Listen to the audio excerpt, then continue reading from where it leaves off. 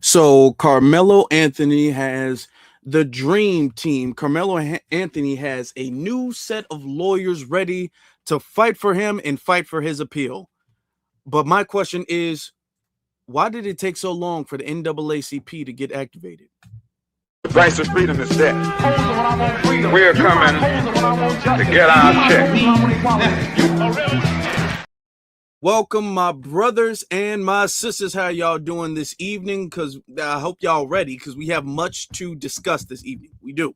We have much to discuss. As you guys may have already known, the NAACP is now finally involved with the Karmelo Anthony situation. Okay, after he's been completely railroaded, 35 years, now they want to come in and they want to help with the appeal. Now, I will say, it's a lot better than the parents having to deal with the incompetence from the previous appeal. So I guess that's a good thing.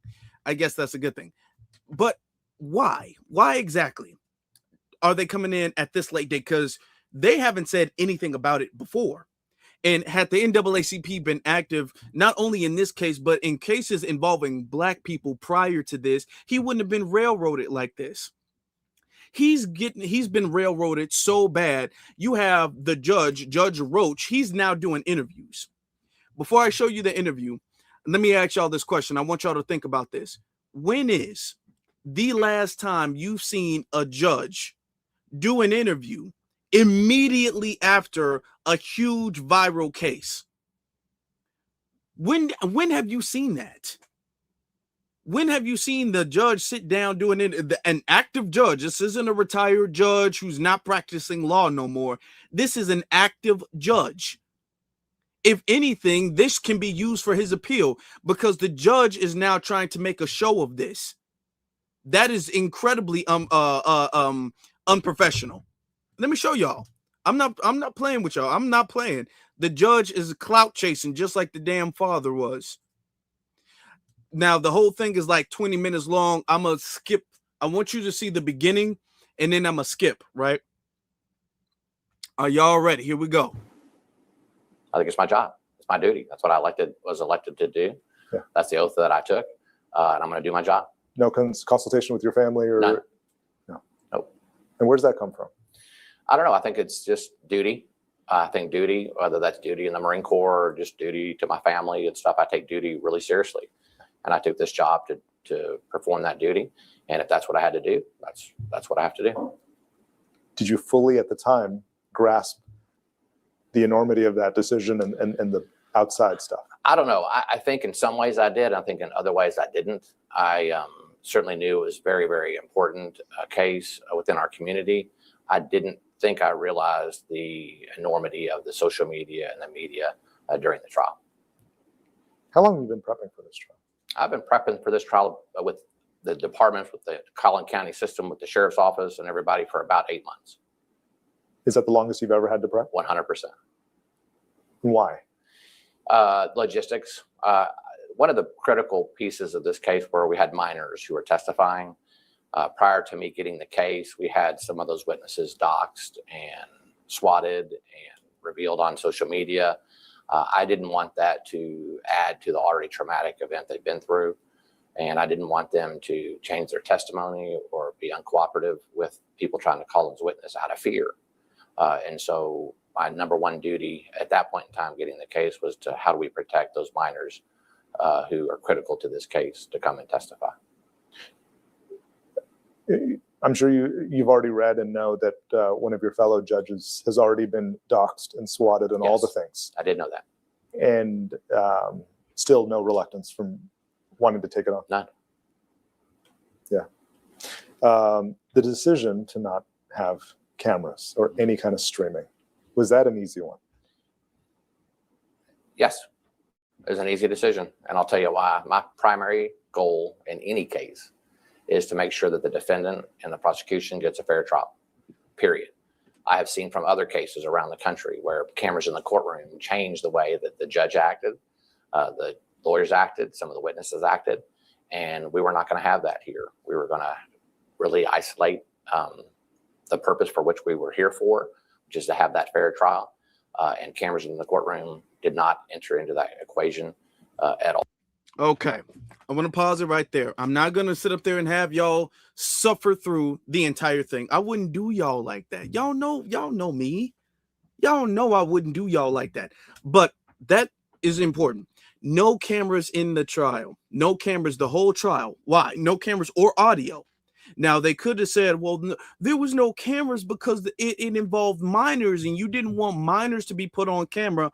All right, let's say that's your argument. There could have been audio. We could have listened into the trial. They didn't have that either.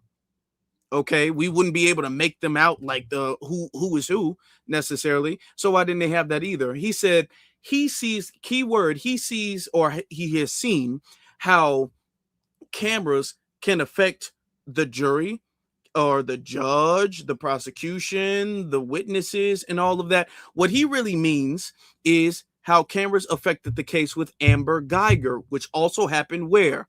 In Texas. Cameras affected that because everybody was able to see full stop. She wasn't able to get no slap on the wrist or anything like that. Everybody's seeing what's going on. Everybody's seeing all of the evidence. When cameras are involved, then the entire society gets to see the evidence, gets to hear the witness testimony. It's not hearsay. It's not, this is my interpretation of what the defense argued or what the prosecution argued. No, you're hearing it directly. And he had, like he said, he'd been prepping for it for a while. There was already a judge that was doxxed. It wasn't happening to him. He knew, oh, this is my ticket to the permanent good old boys club, which is why he's flexing. This is what this is. Why it's not even a month ago since the trial, and he's sitting up there doing interviews, flexing on it because he's never been this popular before. So he's using this to get his clout. So he already knew before stepping into the trial what he was going to do. He already knew that. But he knows that, you know, in order to kind of make this a little bit better, so I could make the argument, plausible deniability that I'm unbiased and I'm no nonsense, okay, I got to have no cameras involved. Because when cameras involved, then they can see me tilting the scales. Don't need that. I don't need that at all. All right. Because he was definitely putting his hands tilting the scales with the prosecution. So that's why there was no cameras involved, because he knew that was going to affect everything. All right. He knew cameras involved was going to affect the defense, because I'm still going to make the argument, y'all, that the defense was in on it. I'm still holding that argument. I'm still on that. I still firm. If y'all agree that the defense was in on it, put the 100 emoji in the chat. I want to see how many people are on my type of time, on my frequency right now. I still believe the defense was in on it. Okay. And they are like, hey, you know, no cameras, make things a lot easier, less mess. Okay. I still believe that firmly. Now, briefly, they're going to address the no black jurors in the chat room or in the courtroom. Okay. So right about here, they get to addressing that. Y'all ready? Here we go. It happened here in this very courtroom, and they got a verdict. And so that's the process. And whatever they say, they get it right.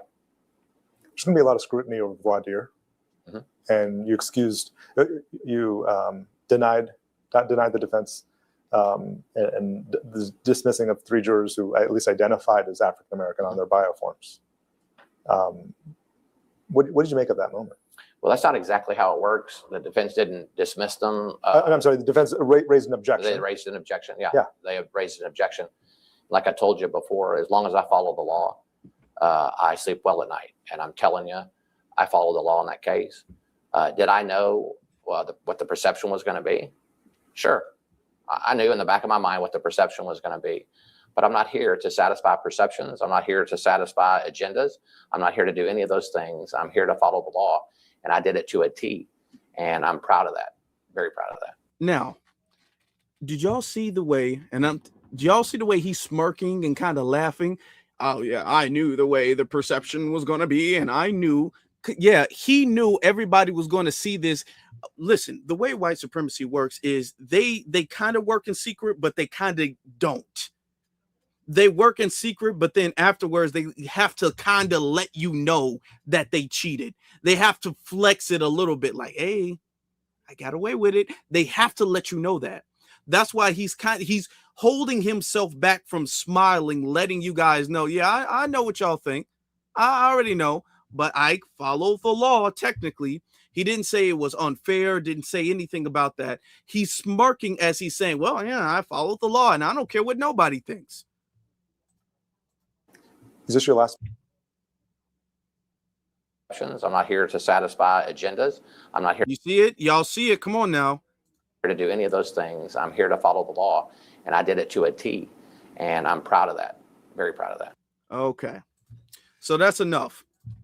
So this is why he was railroaded. This is why he was railroaded. We knew that. Now, we didn't know who the judge was going to be, but we knew from the very beginning when he started, when the judge said a gag order, okay, no cameras, all right, no audio, all right. Oh, we already knew, and we can tell right now this man is flexing. He's bragging about this. He's more than likely, he even said so in this interview, he's more than likely never going to get a case bigger than that. Never. It's never going to happen. So he's milking this for what it's worth. Okay, he's bragging now. Yeah, I follow the law. Like that. Wink, wink. That's what he's doing. So Karmelo definitely needed a new team because I'm pretty sure the lawyer, like I said before, his previous defense was in on it. So he needed a new team. And the NAACP has come about. The NAACP has now gotten activated. You have these members on the team. Now, they call this the dream team and all of that. You have Russell Wilson II, Michael Fair. It says Gary Blinson, Brooke Clues, Sean Diarra, I would just say Sean Diarra, and Justin A. Moore. Okay, now, Russell Wilson, okay, not the football player. This is the attorney who's also a president of a chapter in the NAACP. Now, I find that very interesting. What made the NAACP say something all of a sudden? Because the NAACP has not said anything beforehand, but now the NAACP wants to be outraged and wants to be involved in all of this stuff. This is the statement from the official website of the NAACP. It reads, it says, quote, every human being deserves fair and proper representation, said NAACP President and CEO Derek Johnson. Quote, we applaud the remarkable attorneys joining Karmelo Anthony's legal team to navigate his appeal pro bono. Effective counsel can help address any breaks in the system and ensure that Mr. Anthony's constitutional rights are respected. The NAACP will always stand on the side of fairness and transparency in the judicial process. Two ingredients too often fail to exist. Two ingredients that often fail to exist.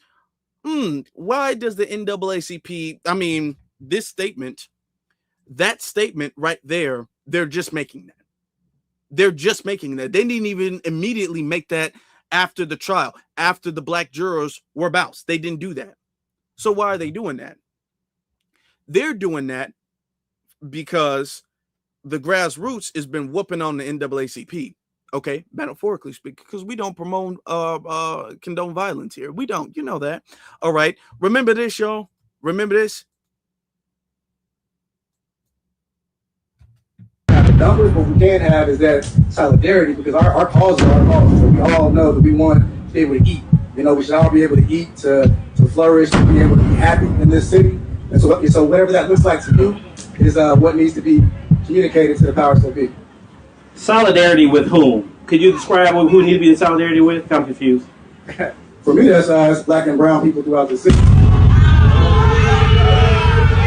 Well, if I'm not sure what the issue is there. If it's a numbers game, we have the same problem. But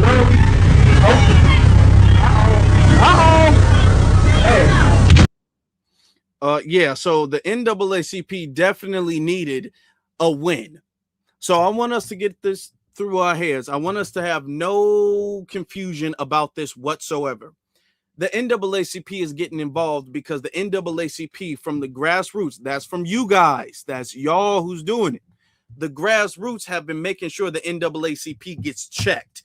Thank you all for that. And let me give y'all a round of applause, okay? Because now the NAACP has had to drag their feet, be like, oh, we need something. We need some type of win. That's y'all, okay? So the pressure that we're giving them, because originally we were all like, damn, when is the NAACP going to say anything? When are they going to do anything? And the NAACP came after the case, be all like, man, this not fair. This not fair. We said, that's not enough. That's not enough. Y'all are losing legitimacy fast. Y'all dropping like a rock. Y'all losing legitimacy. This is why nobody's going to mess with y'all. And they need that because they're all tied with the DNC. And the DNC needs black folk to be activated. They work hand in hand. Okay, one hand feeds the other hand. If we're not rocking with the DNC and we're not rocking with the NAACP, then both of them are going to crash and burn. Both of them are sinking. They've been putting stuff out like this. Hold on, let me show y'all. They've been desperate. They're doing this out of desperation. This is pure desperation at this point. So up here, now this is an opinion piece though. Now, where is this also? In Texas. This is also in Texas. Ladies and gentlemen, it says 5 ways Texas Democrats can shore up the black vote. We're going to skip through, kind of get to the bottom. Okay, because they're just talking about, well, black people voted for Trump and all of this stuff, and there was too many black people. We don't need to know about the 49% or the 92%, quote unquote. Okay, so first, and I want y'all to see if y'all can resonate with any of these 5 suggestions. Okay, let's just see. I'm not going to tell you what it is. I want y'all to give me y'all honest opinion.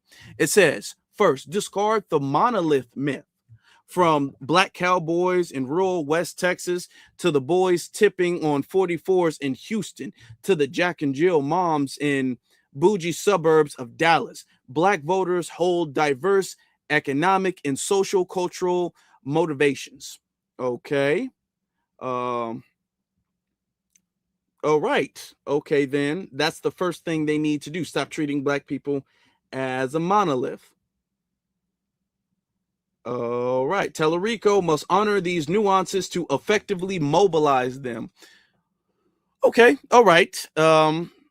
What that means exactly, we'll find out. It says second, though. Okay. Let's see, because they got 5. So let's see if the other 2. Second, it says step outside of the black church. Young people and lower prosperity and low propensity voters simply aren't there. So step out the black church. Okay. Third, I want y'all to see if y'all resonate with any of these points.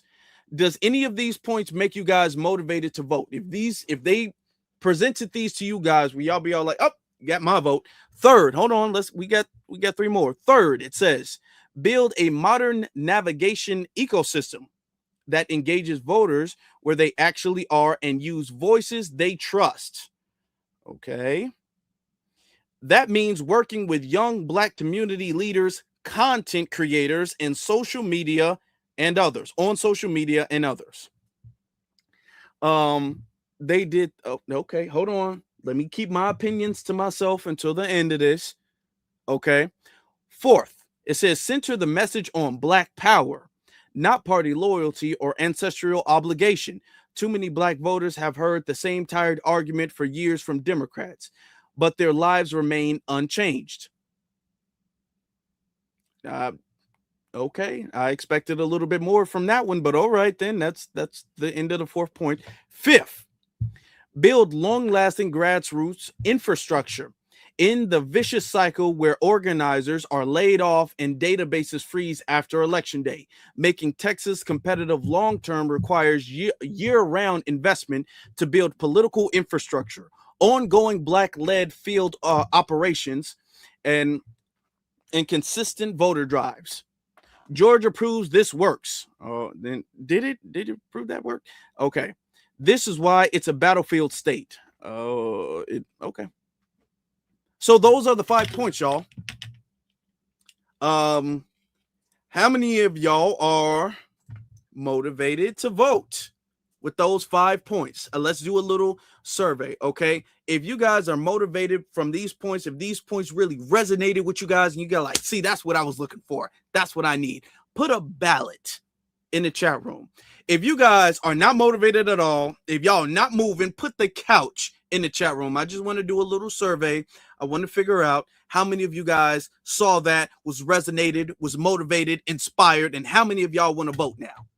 Okay, don't treat people like a monolith. Get out the church, organize, kind of just fun social media, fun influencers. That kind of happened twice. That was kind of like 2 points. And make the thing more on Black power and not party loyalty. Let me ask y'all, did y'all hear anything about tangibles? Anything about any type of reparations, anything like that? Anything about a hate crime bill, possibly? Anything whatsoever, anything like that? No. I didn't hear that. All of these things are vague. You can have Roland Martin and the rest of the Democrats shield tethers. They'll look at this and they'll be all like, they're already doing that. They're already paying content creators and social media influencers. They're already doing that. They're already claiming to engage with the youth. They're already doing all of the things you quote unquote just listed. See, this is why you need real grassroots representation, because we'll tell you like how it is. We will tell you, no. You need to put money in folk pocket. That's what you need to do first and foremost, okay? You need a hate crime law like y'all do for everybody else, okay? And I'm not just saying that. I'm going to show y'all in a second. I'm going to show y'all they do it for everybody else. And when it comes to us, now, don't treat Black people as a monolith. Some are cowboys and some are lowriders. Okay, all right. That's how y'all want to play this game, that y'all not going to win nothing. Y'all not going to win anything. Let me get to the super chat real quick before we continue, before we get started. Or we already got started. I don't know why I see it. Okay. It says, from Jerome says, we knew YT community was lying through their teeth all along. Yeah. And now they're bragging about it. Remember, they can't just lie.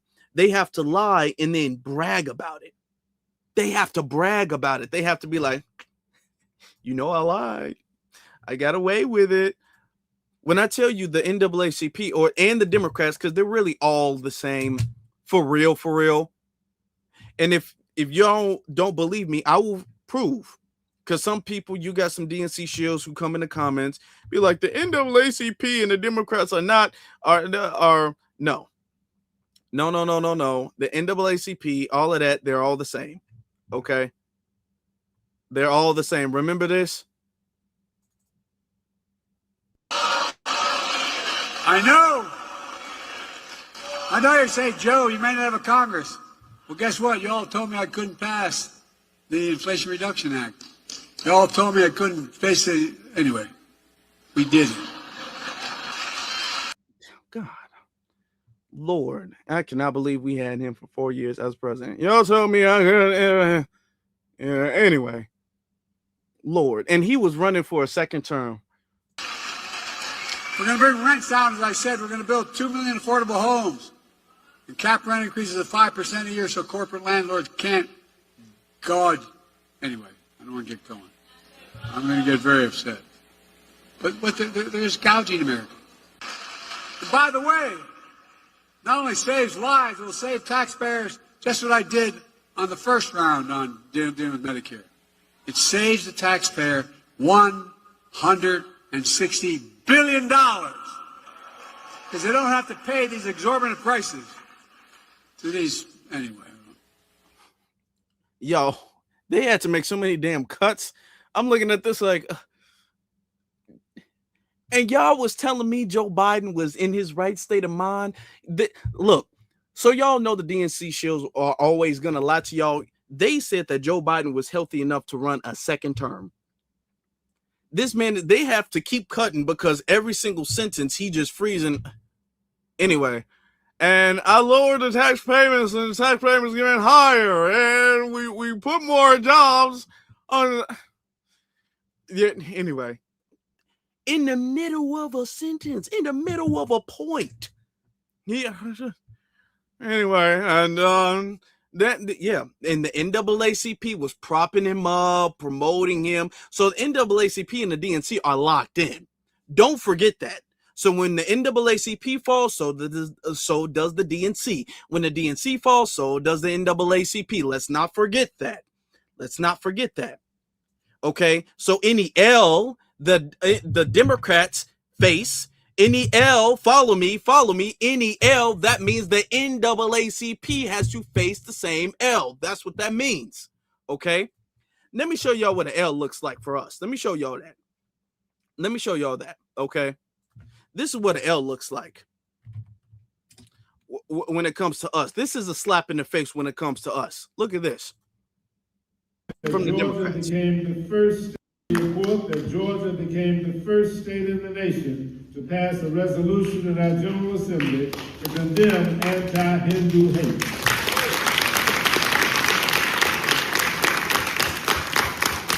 I've also joined in supporting a similar resolution here in the United States House of Representatives, sponsored by my colleague, Representative Sri Thinadar of Michigan. Again, I am pleased to be with you today. I welcome you to Washington to report that Georgia became the first state. Okay. So Georgia becomes the first state to completely renounce specifically Hindu hate. Okay, now they already have a Stop Asian Hate law on the books already. Hindus technically are Asian, okay, because Indians are technically Asian. They're a part of the continent, so they're technically Asian. So this is double for that. What Hindu hate? Y'all out here being massacred? Tell me, because I'm completely unaware of the Hindu hate that goes on in Georgia. I need to know about this, but I'm gonna tell you what I do know. Let me tell you what I do know. I do know about the black hate that goes on in Georgia specifically. If we're going to be talking about something, I do know about that. That's something I do know. So, speaking of which, as they just, doing that thing for Hindus and all of that, this is what I ran across because I saw this earlier this year and I remembered it. Okay. This is in Georgia. The NAACP is not saying nothing about it. The Democrats not saying nothing about it. But they got something for Hindus, though. In Georgia, it says a young black man was found hanging from a tree. Police say, quote, no foul play. Okay. Police insist there's no foul play in Kyle Bassinger's death. Okay. As black residents push against rumors. Okay. Fear and painful racist legacy. Okay. So you still got in Georgia black folk hanging from trees, and this ain't the only time. This happened during Black History Month. Also, this was not no long time ago. This was this year. And the NAACP is not saying nothing about it. They not pushing for no hate crime. The Democrats, they're not pushing for no hate crime. And all we doing is taking notes. We taking notes. Okay. Taking notes. Okay. So when y'all come to us on some, we need to do something for black and brown, this is why y'all get so rejected, because y'all will say black and brown, but the brown folk will get something. That's why y'all getting rejected, because y'all will say black and brown, but the brown people, y'all will do something for the brown folk. You feel me? You understand? Y'all ain't doing that for black folk. So all this, well, yeah, we need to do something. No. Y'all need to name something specific. So they've been taking L. So they need this. They need this to work for them. This is the only reason they doing it. Let's be clear. This is the only reason. Let's be abundantly clear. They're not doing this out the kindness of their heart or anything. Now, y'all better make this work. Y'all got a lot of making up. Y'all got a lot of work to do as far as the community is concerned. Y'all better make this work. Y'all better get a home run. I don't want to hear nothing about y'all tried. And here's the thing. one of the things now, apparently this whole lawyer team is highly credentialed, very respected, very good experts. But they said that about the last dude and his team. My thing is this: what I'm not going to allow is the NAACP to clout chase off of the back of our brother Karmelo. He's not going to do that. They're not going to do that. I won't personally let it happen. They won't do that because I won't let it happen. And I know y'all won't let that happen either. They're not going to sit up there and pretend, kick the can down the road and say, oh man, there's nothing we can do. See, this is why we need to vote. This is why we need representation. See, this is what we need to look out for. Okay, because they will sit up there and they will get in front of a whole bunch of cameras and be all like, you see, this is why we need more black representation. This is why we need that. No, because y'all weren't there in the beginning. And if y'all were, y'all wouldn't have to be here appealing anything. So don't let them get away with that. No, don't let them get away with that. Because I'm almost guaranteed whether they actually succeed or not, they're going to use this to alley-oop to the Democratic Party right before the midterms. Be all like, you see, this is why we need to vote. This is why we need more black representation. Nah, y'all just do y'all job. Y'all just do y'all job because y'all been needing to do a lot more than this, to be very honest with you. But a lot of people there, they're upset about that.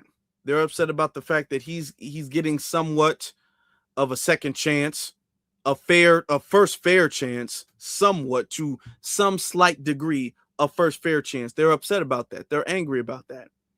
Now, one of the people who is angry and has gone kind of ballistic about that, it's none other than the racist Megan Ku Klux Kelly. All right. That name has a bell. It rings a bell, doesn't it? Okay, hold on. Let me show you guys what she had to say. Free help that's not court appointed. It's like a dream team of here we go. That's not court appointed. It's like a dream team of lawyers who want to help people who aggrieved racially, from the sound of it. They include people like Gary Bledsoe, who happens to be the president of the Texas NAACP, someone named Brooke Clues, who happens to be not only a lawyer, but chief of staff to Benjamin Crump, who is basically an Al Sharpton type, and Sean Derdia, whose claim to fame is getting a hung jury for an alleged Tren de Aragua member charged with murder. Okay, so that's his new legal team, who thinks they're going to be able to turn around this just conviction. Good luck. Good luck.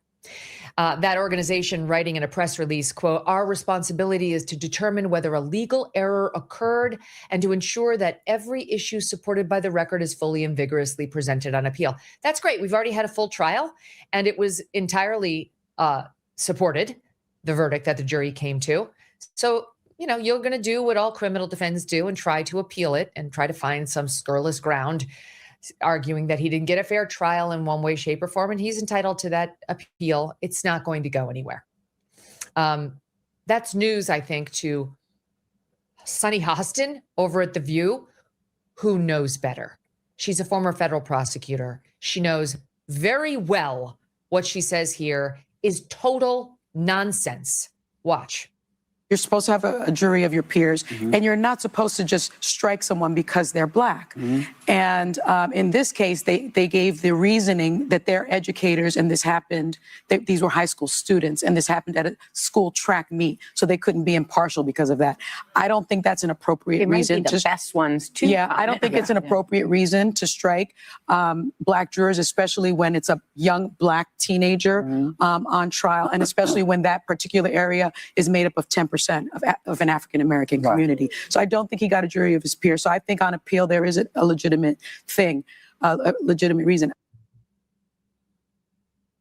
I'm sorry, but that is a blatant misstatement of the law. As she knows, the Supreme Court has specifically held that you have no right to have individuals of your same race on your jury. That's black letter law now. She knows that. Why is she doing this? Why is she saying that? The same reason we have Jasmine Crockett and these other race hustlers trying to stir up racial hatred to try to suggest that you have some sort of constitutional right. If you're a white person to an all-white jury, oh, great. Try arguing that to an appellate court. Well, the same is true if you're a black person. You're not entitled to an all-black jury, or Hispanic, entitled to all Hispanic. What the F? You're not even entitled to a partially black or white jury. You're not entitled to any racial makeup on your jury. You're just entitled to a fair one. And they can't strike a juror because he or she is black or white or old, any of the protected categories, but you're not entitled to have a jury that matches the racial makeup of yourself or your preference. Now, I want to pause it right there, okay? Because this is something that a lot of people have been arguing, and a lot of people may be slightly a little confused with, okay? People will say, oh, well, you're not, did it get darker in here? Well, I guess so dark in here. I don't know what's going on. Okay. People will say, well, you're not technically entitled to a jury of your peer. You're not entitled to your ethnicity being represented. Now, notice she says an all white jury, an all black jury. Nobody's making the argument that they should be all white or all black or all of any ethnicity. Nobody's saying that. However, she did say, well, you can't strike a juror because of their race or ethnicity, which is what happened in this case. The jurors were specifically bounced because of their ethnicity. And you know it so much because the literal judge sat there and damn near smirked when the interviewer asked about the black jurors, the 3 black women who were bounced. And he just kind of shrugged it off and smirked a little bit. I ain't followed the law. That's why he did it. He didn't say, hold on, well, they weren't struck. He didn't correct that. Notice the judge did not correct, oh, well, they weren't struck because they were black. I mean, they were struck because there was a potential that they were biased, because they were educators, boo op the bam. No, it was not because of that. That was the excuse they made during the time, but they all knew that was not going to be what stuck. They knew that. Okay, they knew that. Now, I want to get to this other thing because she made something earlier today. I'm talking about she's livid about this situation. She's very upset. And the fact that she's so upset about it kind of puts me in a good mood, because now I'm all like, okay, if she's worried, then that's a good thing for us. That's how I'm looking something at it. Extraordinary happen. This is the new. That's how I'm looking at it. Hold on. Here we go. Here we go. Appellate lawyer. Okay, one of, I think, 5 or 6. And he posted something online, which he then deleted almost immediately, but not soon enough. And here's what it reads. 35 years. They showed no mercy. He's clearly referring to the jury, because that's the sentence that Karmelo Anthony got. Kind of hard to when the defendant's parents had a press conference mocking the dead victim's father right after the incident. We'll show you that tape in a minute. Y'all non-lawyers can argue about if he were guilty or not. Most real lawyers realize this was a punishment case from the beginning. What he's saying is we all knew he was guilty. The only real opportunity for good lawyering was on getting the sentence reduced. You know, throwing yourself on the mercy of the court, painting him as a sympathetic person, what have you. This is his appellate lawyer who's about to go in there and argue that it was a biased jury because there were no black people and 3 black jurors got struck unfairly with these peremptory challenges, or this guy is about to make that argument to an appellate court. Meanwhile, he's saying right here, we all knew he was guilty. It's just a question about punishment. That's all. And of course, the jury, of course, they didn't show mercy when the defendant's father mocked the decedent's father at a presser. This is very unhelpful to Karmelo Anthony's appellate chances. He goes on to say, with that being the case, you simply don't run around going on a press tour touting a false narrative. The false narrative is clearly the racial narrative. That's what the family had been touting and has been dominating the airwaves since the verdict, and the one they're clearly getting ready to raise on appeal around those black jurors being bounced. This is unbelievable. He's like, on our side. I'm pissed, he writes. And it's the people that were around Karmelo. Now, she's not going to mention the fact that The father, right after the trial, went on an insane racist rant online and posted that online.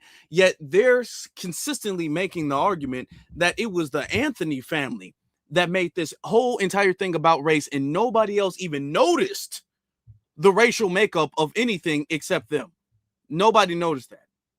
Sold this story to folks, trying to sell racism for personal gain. Y'all really showed out this time. I mean, welcome to Team Reason, Justin Moore. It's great to have you. He's right. He's right about what he's saying. However, it's not helpful to the defendant, whom is his client, okay, whom he represents, who is his client and whom he represents. So this went up and then it came right back down. And now we've looked into this guy, Justin Moore, and it turns out Justin, he's a trial lawyer. His focus is on criminal defense, post-conviction advocacy, complex litigation. Okay, he's worked on a bunch of cases where he's gotten sentences overturned, that kind of thing. He's trying to work with civil rights leaders and so on. Okay, hold on.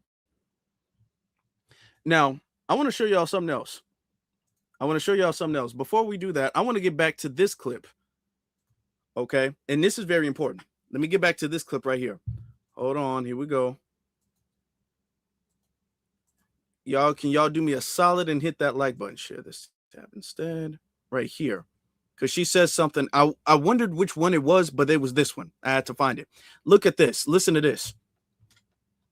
And I'm going to say this afterwards, but let me give y'all a heads up. I'm so glad we're past this point right here in the community. All right, now there were no Black individuals on the 12-person jury that tried the Austin Metcalf, Karmelo Anthony case, but there were 3 racial minorities, including Asian and Indian, and all of the 18-person jury, like if you include the alternates, of those, 6 were minorities. 6. You see that word, minorities. And I'm so glad that we finally, as a community, as foundational Black Americans, we are past that point. Okay, this is what's been holding us back. These other quote unquote minorities, they've been hiding behind their buffer classes, talking about, hold on though, they're not white. It wasn't an all white jury. There's an Asian lady, there's an Indian lady. These are the people we give the hate crime bills to. Remember that. They just gave a hate crime bill to Hindu folk. And who did they have on the trial? An Indian person. Now, is that person Hindu? Probably. I don't know. Probably. But I want you to think about that. This is why there are buffer classes, y'all. Let's connect the dots. Make this a full circle moment. We're connecting the dots here. This is why they're so willing to be buffer classes for the system against us, because they know that they get rewards for that. The Asians have been doing a whole bunch of anti-Black racism for years, being an obedient buffer class, and they get a whole bunch of access to things that we get denied all of the time. They get hate crime laws, they get access to capital, access to opportunity, access to schooling, access to employment. They don't face the same levels of discrimination. They become the model minority that we don't be, even though we built the country. Are we connecting the dots here? Now here comes the Hindus. They want to get in. So they got to sell Black people down the river too. That's what what's his name? Vivek Ramaswamy, whatever his name is. Okay, they're getting on that too. So now they get special protections. That's a little dog treat. That's a dog treat. Okay, here you go. You're doing good. And then that way they can be like, hold on now. It wasn't all white. There were an Asian person, and that person was Arab. The next thing you know, there's going to be a whole bunch of things specifically for them. This is what they do to reward their buffer classes. They'll go in there and they'll be all like, I know if I play ball, y'all gonna pay me in on the back end, right? Not right now, but y'all gonna hook me and my people up on the back end. This is why they do that. Why do you think all of a sudden the Hindus got a bill? Do y'all believe in that coincidence? I'm asking. Do you all believe in that coincidence? Y'all think they got a bill? Okay. For no reason? No. This is why we have stopped all of the Black and brown thing. Going back to this clip. Going back to this clip right here. Hold on, not that one, this one. Going back to this clip. Okay, why do you think everybody was so mad? Because our cause is our cause. So we all know that we want to be able to eat. You know, we should all be able to eat, to flourish, to be able to be happy in this city. And so whatever that looks like to you is what needs to be communicated to the powers that be. Solidarity with whom? Could you describe who need to be in solidarity with? I'm confused. For me, that's black and brown people throughout the city. Y'all see that? This is why everybody was tripping. Well, I'm not sure the issue is there. If it's a numbers game, we're the same problem. But where I'm talking about folks. Hey, look at that.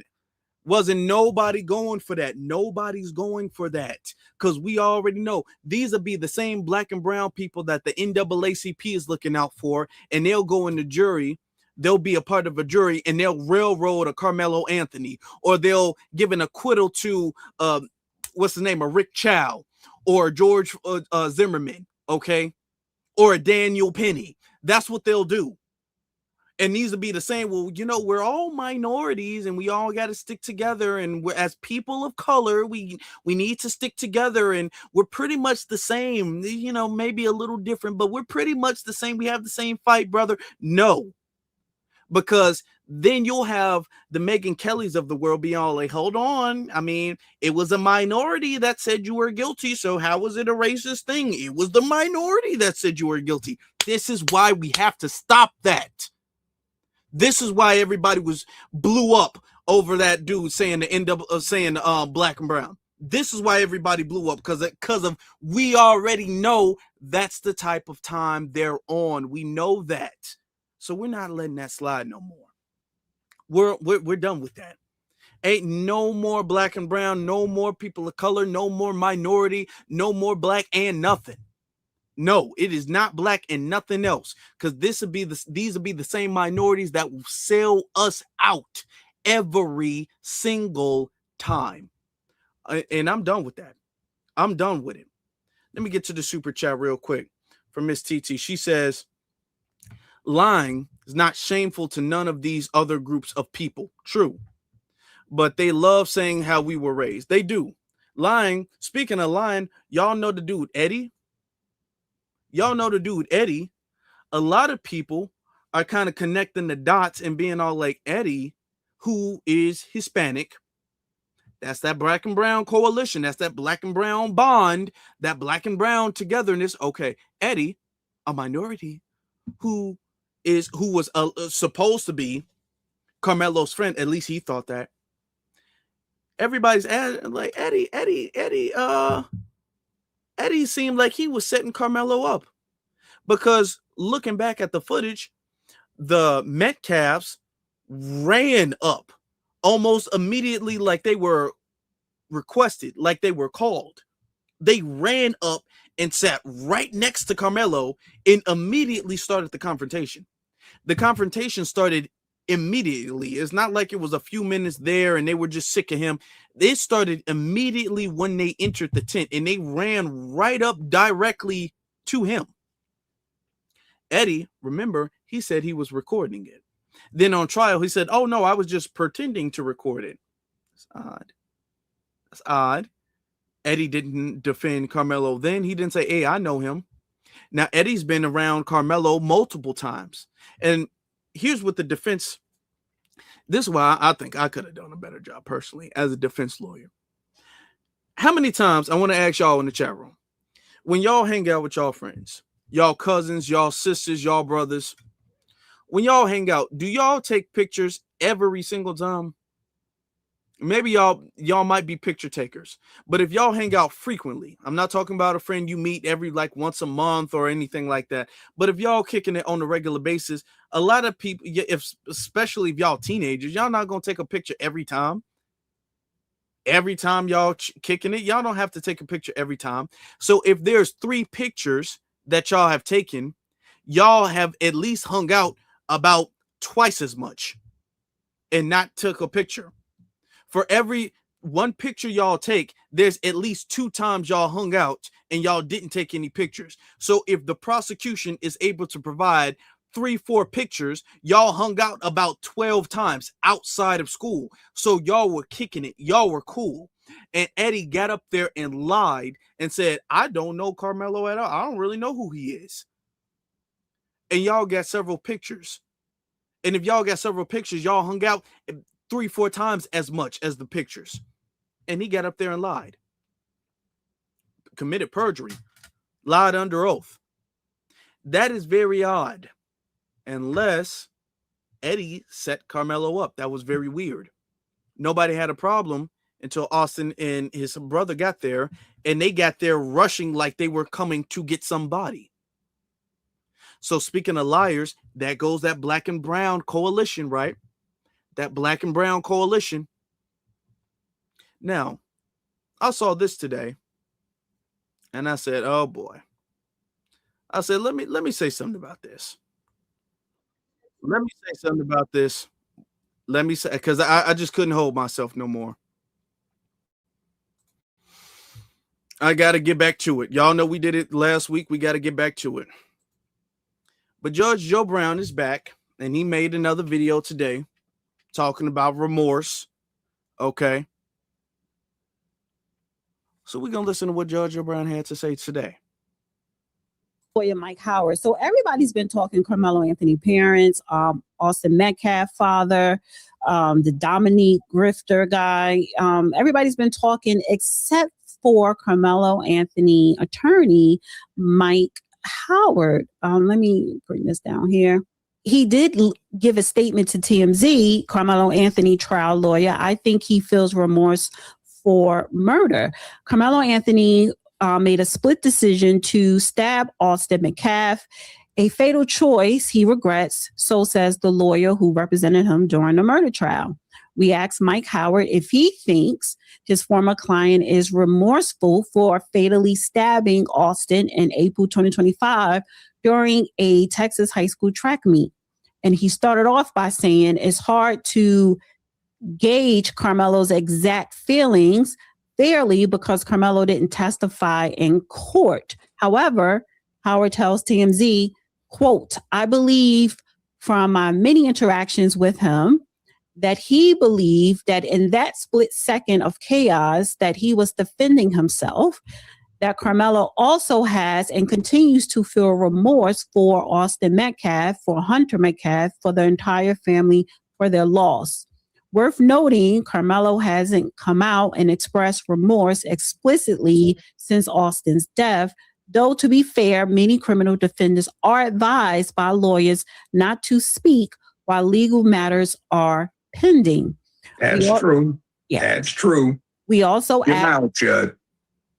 asked Howard if he advised Karmelo not to take the stand in his own defense during the trial, but he told us attorney-client privilege prevents him from disclosing that information. That's very true, and that's appropriate.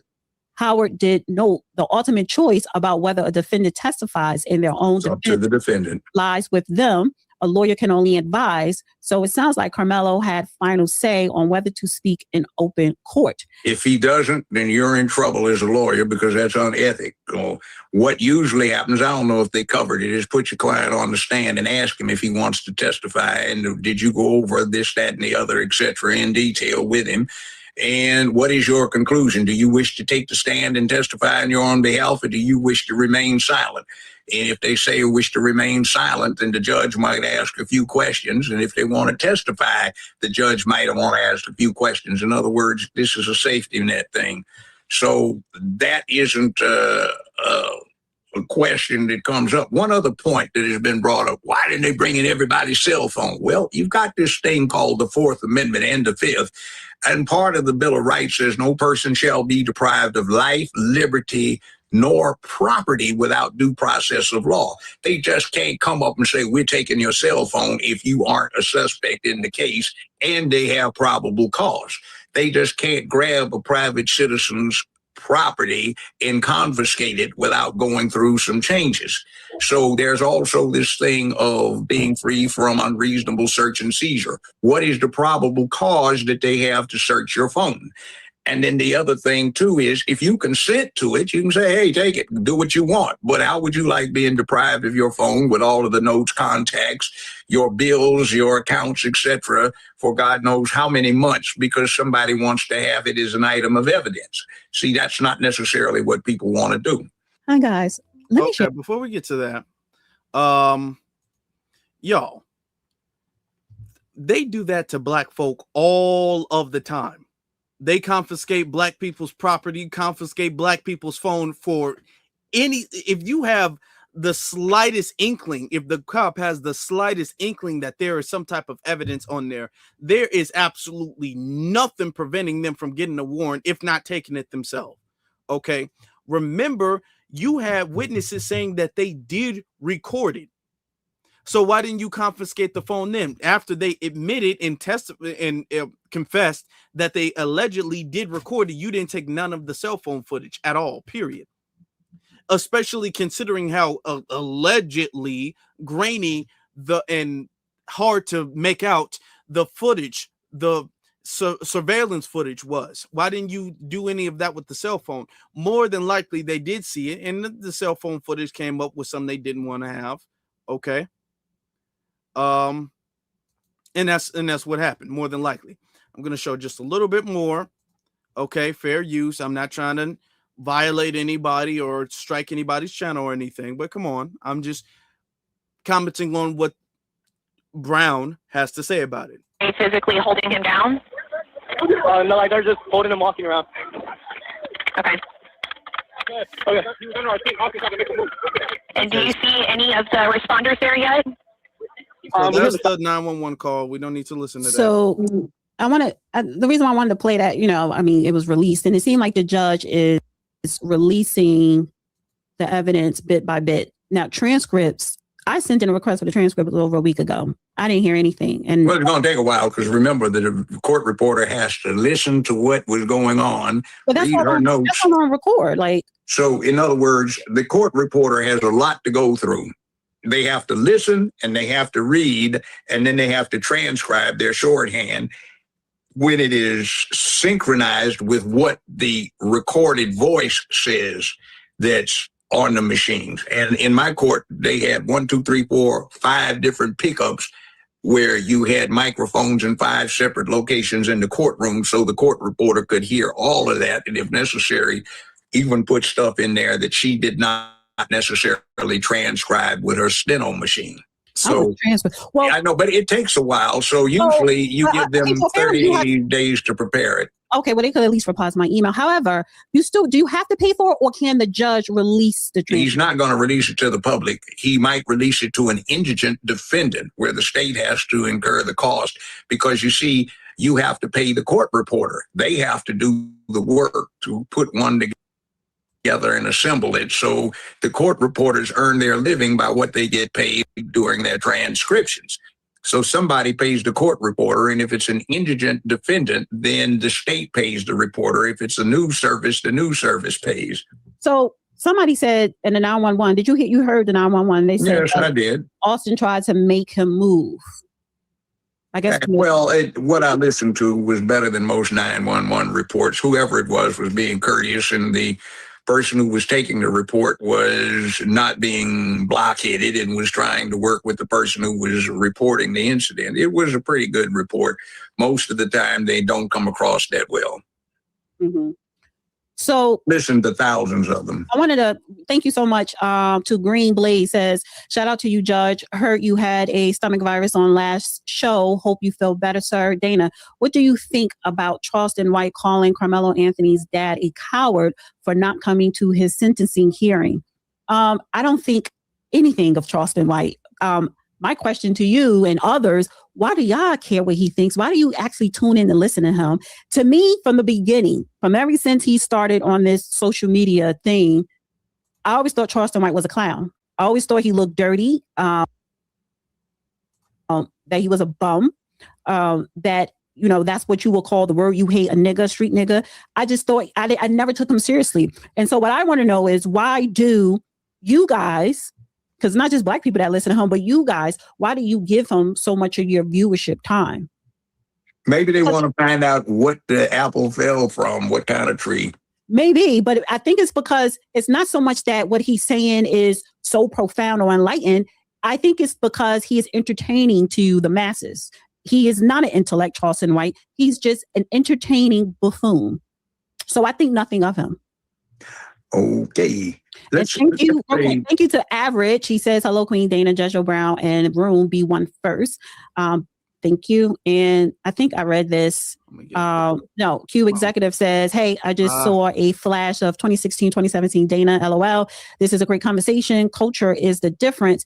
It is less about race. Fix the culture. Well, that too. Now, here's the other thing. Disclosure. This case is like 65, 70% of all homicide cases, except instead of at a track meet, it's at a bar, an entertainment venue, a park, something like that, a shopping mall, and somebody gets killed under exactly the same circumstances. It may be interracial, it may not be. But again, all of the elements are involved. So this was your typical homicide case that I had to deal with as a defense lawyer and as a criminal court judge. Somebody got scared and used deadly force on somebody else who wasn't using deadly force on them, and you got a murder case. Now, the other thing is, full disclosure, I was an eyewitness to something like this when I was going from the 10th through the 11th grade. I played football at Dorsey High School. Oh, Lord have mercy. We had yards to less than 10 away from the quarterback when somebody who was scared pulled out a knife and stabbed him to supposedly get away. And he ultimately said he stabbed him because he was scared somebody might beat him up. So the quarterback died later that evening. They took him into the gym and the coaches called the ambulance and he didn't make it. But I was an eyewitness to almost exactly the same situation. But in this case, it was black on black. It had nothing to do with race. Okay, well, that's a clip right there. I would play the actual larger part, but nah, I don't want to play that. I don't want to risk anything in particular. I just wanted to hear what they had to say necessarily about that situation. I wanted y'all to hear this is a typical case. This is not a typical case. Okay? This is not that. It's not a typical case. This is a case of a black person who is a victim in this situation, in this circumstance. They say this is less about race and more about culture, fix the culture. This has nothing to do with our culture at all. This is a racial gerrymandering. This is a racial railroading. This is what this is. And judges, or previous judges, he's not a judge no more, judges like him, these are people who are the problem. These are people who are coming up here and saying things like, well, technically, I mean, the case doesn't necessarily have to do with race or anything like that. These are the people who are the issue, okay? Not only him. Hold on. There was somebody else I wanted to show you guys. Hold on. Remember the lawyer from the Rick Chow situation? The Rick Chow verdict? He did an interview. Let me find this interview. He did an interview. Hold on. Where is this interview? He did with the Rick Chow dude. Let me. Where is it? Okay, hold on. This is the reason we have so much division. Okay, hold on. I'm looking for it right now. It was right here. Can't believe I can't find it. Y'all make sure y'all hit that like button. Sometimes when you on live, you gotta improvise and look at things. Hold on, let me see. Where is it at?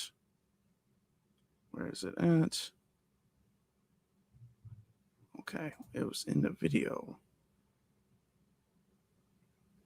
Oh, come on. Where is this? That's not it. Oh, here we go. For some reason, people were upset with you because you did what your job entails, and that is defend the person that has hired you to be the defense attorney. Being a black man, when there's a case where a young black man was shot. People misread what actually happened. They just read the highlight and they read the headline, and then reading the headline, the assumption I'm was, gonna fast forward it. Hold on. Let's not fool ourselves. Yeah. That lawyer got fired. They then hired a second set of lawyers, and they asked them the same question. who is the best trial lawyer in South Carolina? Unknown to them, they also said, you should call Sean Kent. Now, they also knew I was Black, but the client did. So then, Brandon, I went to go talk to the client, and I walked in, sat down with Mr. Chow. He was incarcerated. First words out of his mouth, God is my witness. He looks at me and goes, you're Black. And I said, you're Asian. Because he didn't know. He had no damn clue. And what I liked about it is he just wanted whoever was the best lawyer. Now, let's not fool ourselves. The other lawyers are just like, hey, this is a Black lawyer. Let's try to get him. Chow had no damn clue. Yeah. So then the next step was I looked him in his face and I said, you have got 30 seconds. Tell me what happened. I was like, I don't want to hear all the bullshit. I don't want to hear anything. 30 seconds, tell me. And I do that with every client. Yeah. The 30 seconds he told me was our entire case throughout. He said, wait, and that was our case. That first 30 seconds was the entire case. I was like, tell me what happened. And he said, Sean, this young man pointed a gun at my son. I thought he was going to kill him. I told him to drop the gun and I shot him. That was the case. Like literally, that's what he told me in 30. So everyone's like, oh, this is right. I'm like, 30 seconds he told me that. And I told him, the funny part is I said, stop there. Our first meeting together, me and Rick Chow, probably took 15 minutes. Like I didn't spend time with him very long. I said, stop there. I'll be back. I went and grabbed the discovery from the lawyers, the evidence of what the case was. And they said, do you want to see the evidence? I said, nope. I want to hear the 911 calls. I want to see the body cam. As you know, the body cam and the 911, they tell me everything. Yeah. And I wanted to see if the story he told me was consistent. Spot on. First thing he told law enforcement, thing that was said in 911. Then I went and met with the medical examiner. And when I met with the medical examiner, I didn't ask her if it was 100%. I said, this is the story they're telling me. Is it possible? She's like, yes. I said, all right. Called the family up, said, here's the fee, stroke the check, let's do this. And that's how we got on the case.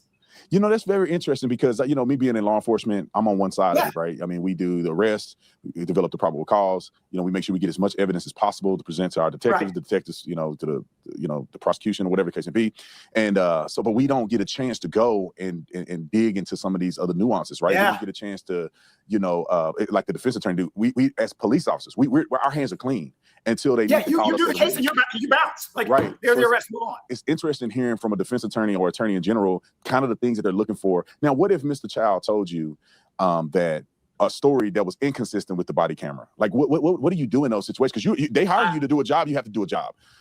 I love that question because people get it so twisted. They're like, oh, you guys are gonna lie. One, I'll lose my damn bar license if I lie, and there ain't not a damn client in the world who's worth lying for. I'm not gonna do it.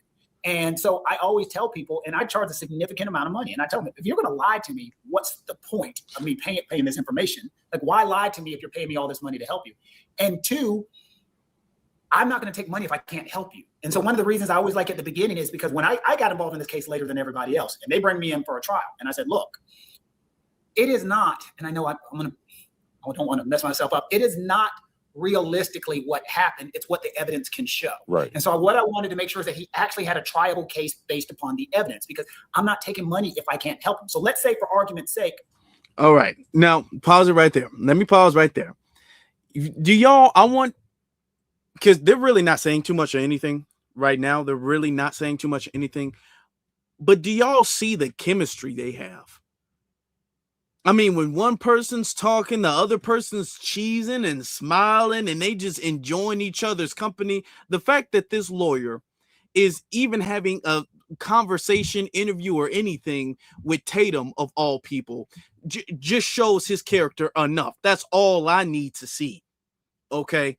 That is all I need to see. But y'all see the way when one person's talking, the other person's all smiling and excited and all of that. And then the next person's talking and you're smiling and all that. Now I want to fast forward because I want to get to the quote unquote racial dynamic. Now this thing was long. Okay. So I want to get really right here. Call 911 and for people who don't know, and Brandon, 911, I think you're going to get the most accurate, what someone believes right then and there, because they don't have time to make up a lie. So all the witnesses, and I mean all of them, every single witness the state put on the stand on 911, the 911 operator says, did you see it? They're like, no, I didn't see what happened. I came up afterwards, or I didn't see it, or all of them consistently said they didn't see it. Then on the stand, it's like, well, I saw it. And what happens is social media, public perception, the human brain starts working, and they think they have seen it. And two, Black communities, Black folks want to help this young man out, and they want to be the hero for the community, and they want to say, I saw a murder, I saw it, and they're with their girlfriends, they're with their friends, and they're like, everybody believes us, we saw it. And what bothered me is, everyone's mad at me, but what bothers me is the state, no matter what state you are, should never hide evidence. Right. They should tell the entire story. the state went out of their way not to play those 911. You saw it. They did not play I saw you bring it up, and I said, "Oh man, they're gonna take a loss." No. Do you see how this lawyer acted? Oh, well, black people are always looking out for other black people, and black people are doing this, and Brandon, he agreed with it. No, that's not what it was. The witnesses in this case, and these two cases are not different. These two cases really are connected. They're like siblings in a way. Karmelo and Cyrus. They're like siblings in a way, and their cases are similar as far as it being self-defense and both of the black people being done unjustly, right? The witnesses said, the ones that, because some of them drove by and saw the chase and pulled back around. They didn't say they did not see anything. They were asked if they saw the shooting specifically, and all of them said no. All of them who said no on the phone also said no during the trial. They did say they saw a chase, but they did also say they didn't see anything in his hand. This lawyer is coming up here lying and making it seem like the witnesses, because they're black, they're lying for the black person, even though there were white witnesses who said the same thing. Okay, I'm gonna go to another highlighted part of the conversation. All right, right here. Hold on. You shouldn't put in the rest of that video on purpose. I had to call the other cop all the way from like 3 hours away, put him on the stand, and play the rest of it. If you would have seen that jury's face. Oh my. And so for people who are saying, Brandon, we had 5 black folks on the jury, 2 minorities. So there were 7 minorities on the jury. And if you know black folks, they can't stand someone trying to run a trick. There was one sister on the jury, when we put the rest of it, she said,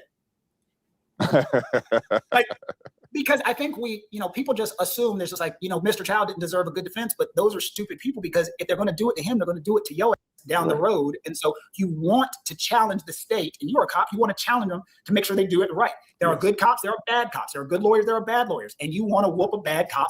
That's the same way you want to celebrate a good cop. Yep. And so to me, sorry to be long-winded, that one thing right there, that little hiding the evidence, because we talked to some of the jury, and nobody knows that until I'm telling you this right now, but we talked to some of the jury, and they were pissed that the state was hiding evidence. Yeah, that was a killer for them. When you did your closing arguments and stuff like that, and you were like, why did they leave this out? And to me, I was like, the fact that they left it out is so clear. And then they had some people that they brought to the stand that you cross-examined.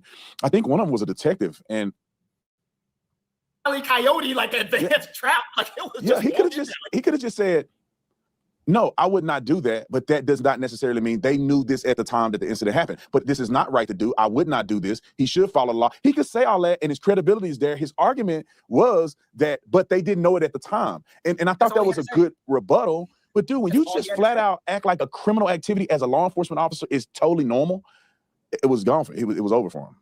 And if you watch the case, you also saw, you called it. They did 2 witnesses, him and the other one. You remember they kept trying to make it normal for young black men to have guns in our community.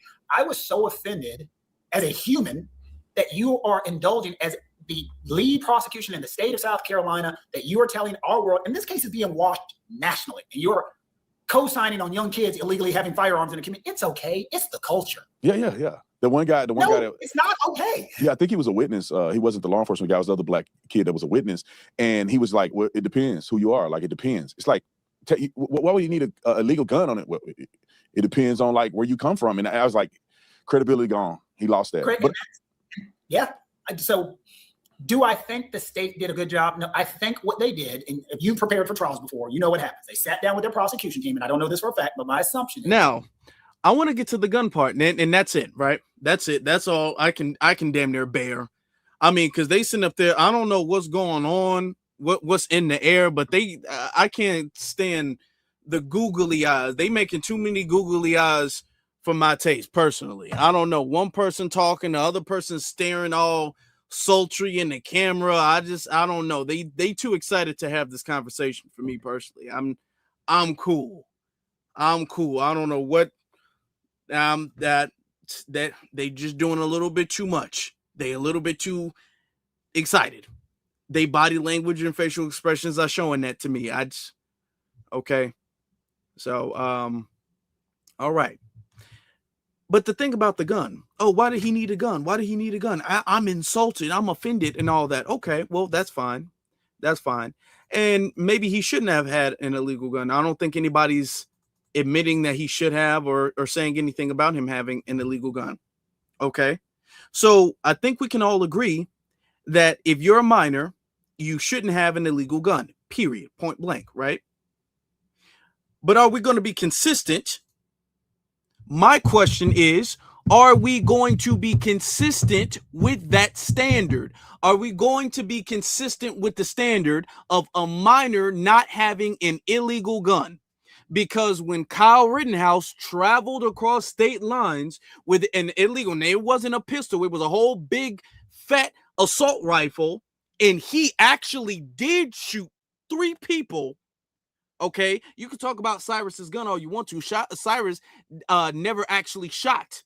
There wasn't a bullet that came from that gun. Okay, as much as Rick Chow wants to say it was a split-second decision to save his son, there was no shot made from Cyrus's gun.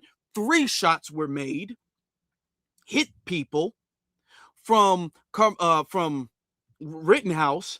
And yet you have all of these people. Brandon Tatum was all like, he was defending himself. He was defending himself. He was being attacked. He was being attacked. Remember that? He was talking about Kyle Rittenhouse was defending himself and Kyle Rittenhouse was being attacked. Remember?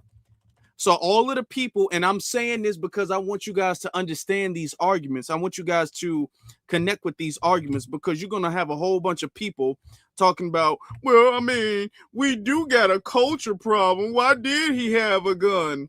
No, you didn't see a single white person saying that about Kyle Rittenhouse or a black person. Okay.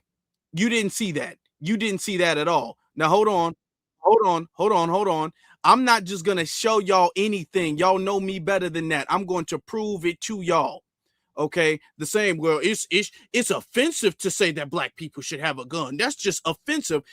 You the same man who said this? You the same man who said this, right? This is you. This is you. By law, why this is a clear self-defense case. This video is brought to you by The Officer Tatum Store. The Officer Tatum Store. Get the merch link in the description section. Also, for all of my dedicated people who love to shop on The Officer Tatum Store, we have 30. Oh, shut up. On accident, and I don't know how I did. I got to get it back another time, but I'll worry about that later. Let's get into Kyle Rittenhouse. Tatum Report did a phenomenal job. Phenomenal. I couldn't ask more for my writers. Steve did a phenomenal job at writing about Kyle Rittenhouse. You don't need to go anywhere else to read this. It's all right here, all for you. The law, the self-defense, the arguments, the controversy, all of it is right here.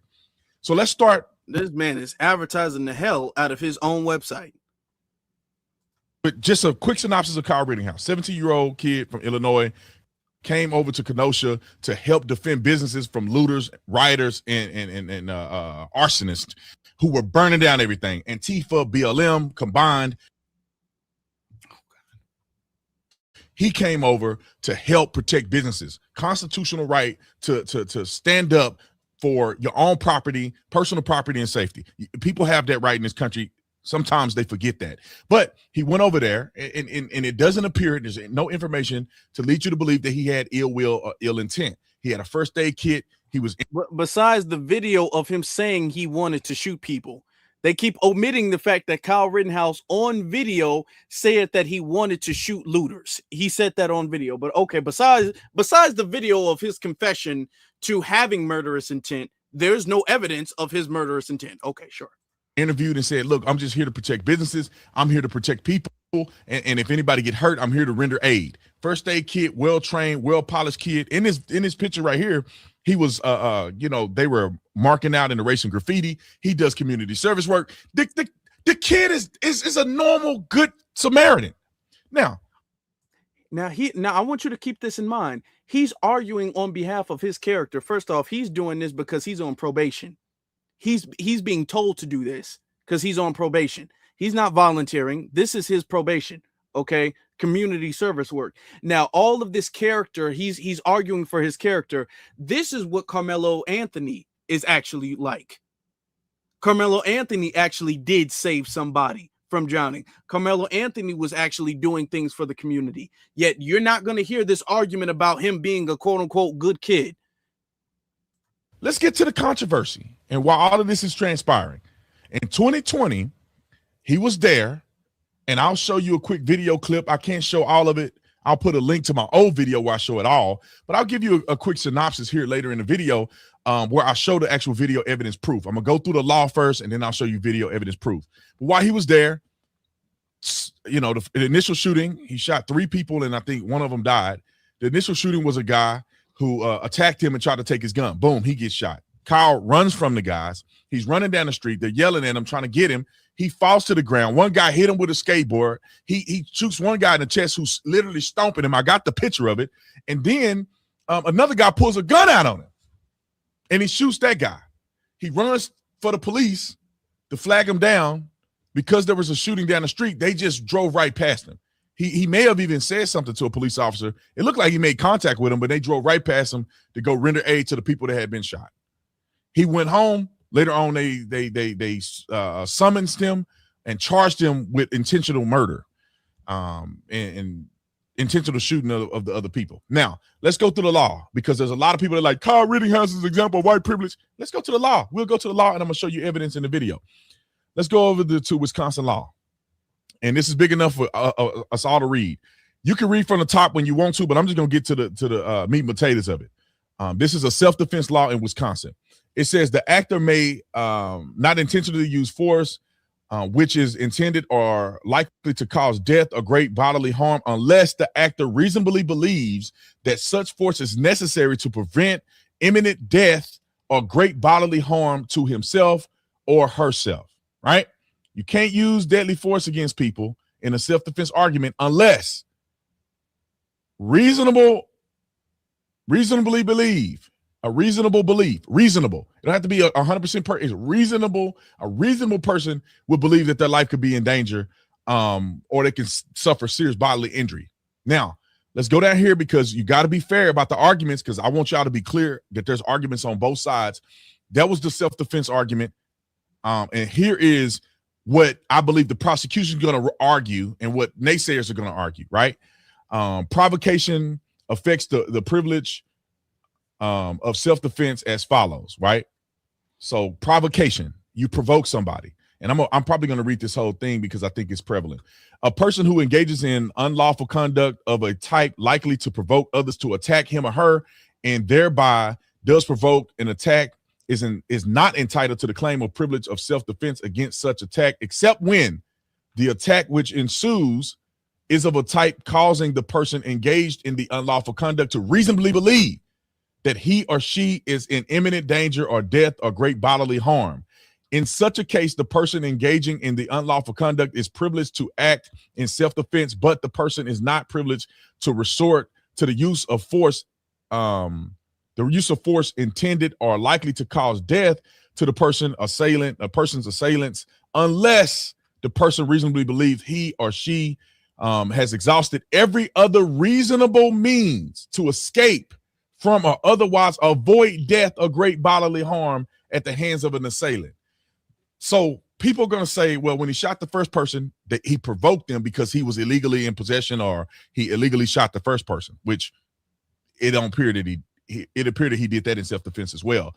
But they're going to say they provoked him, and that's why they chased him. Now, if he would have stood his ground right there, and they would have chased him and he would have shot him right there, we wouldn't have this conversation. However, he attempted to flee, to retreat, and when all measures were given, he was running towards the police.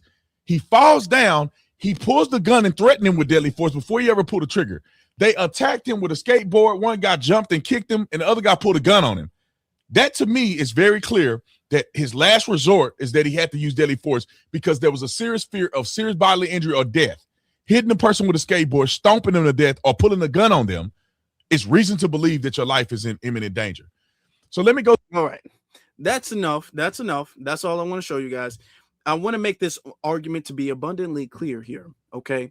When people I want to do this because I want to sanitize the community of this. I want to sanitize the community of this because this will be people be all like, well, he did have a gun. Notice, right, that Brandon, he makes mention of the gun being illegal, but he does not harp on that. Now, they harped on the quote unquote knife, even though the knife is not illegal. It's against school policy.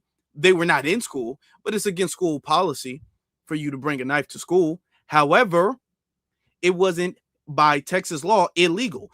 By Wisconsin law, his gun was illegal, but they're going to skip past the gun being illegal. They're going to skip past the fact that he was provoking people. And the first person that he shot, which is what caused everybody to chase him because he was out there antagonizing and shooting people, was illegal. Okay, he was antagonizing the entire situation. I want y'all to see the complete double standard that we have right here. Now, when you said, well, minors shouldn't have a gun, when you made that argument when it came to Cyrus, when it came to Kyle Rittenhouse, he vouched for his character. He said he was a good young man, and he wanted to quote unquote protect property, which is his constitutional right, even though the property he was allegedly supposed to be protecting was not his. It was not his. And he wasn't asked to protect any property. That was discovered and established in court. He was going there to antagonize people. There was video that he wanted to harm people. He literally had a video confessing he wanted to harm people. He got a gun illegally.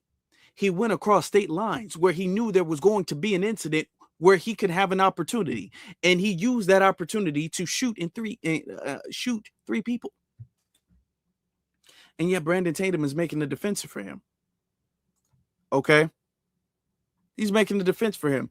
And the lawyers are sitting up there. You didn't see them saying anything about that either. Okay? So I don't want, going any further, I don't want people to be like, I mean, we do got a culture problem. We do got a culture problem. No, how we got a culture problem? How we got a culture problem? Well, you got minors with guns. They got minors with guns. So the way I see it, if having, and of course I don't approve of it, but if you want to say it's a culture problem, then it's an American problem, because the guns I see the little black kids have, even though they're not supposed to, let's say that, okay, for YouTube, even though they're guns, they got pistols. Their minors have assault rifles. So I think we need to focus on the bigger problem. If the white kids got assault rifles and the black kids got pistols, okay, we'll get to the black kids later. Let's get to the assault rifles right now. Let's get to them with the M16s and the AK-47s and all that. Let's get to that right now. All right. Instead of making these racial bias excuses for them, having lawyers up there who's sitting up there giving you googly eyes about how biased black people are. But you know what? I need to hear what you guys have to say about this. So guess what I'm going to do? I think you guys know what I'm going to do. That's what y'all already know what I'm going to do. Y'all already know what I'm going to do. Hold on. I'm going to open up the phone. Let me see. Hold on. I will just put all the codes and all of that stuff in, my passwords in. Okay. Here we go. Okay, so the number, let me put the number up on the screen. Actually, let me get to this super chat before we get started. We got a couple super chats. Let me get to this one. Let me get to Justice FBA. He says, it's good that we are discerning enough to see through all of the coons rhetoric.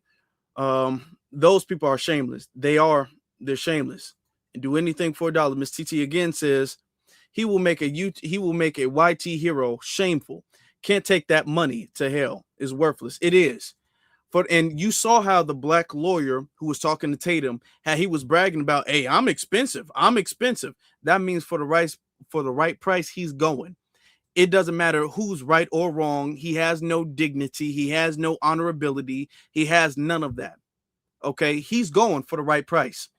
Now, we're not going to be on too long. We already been on for like an hour and a half. So y'all, first come, first serve. The number is 949-381-0044. That is 949-381-0044.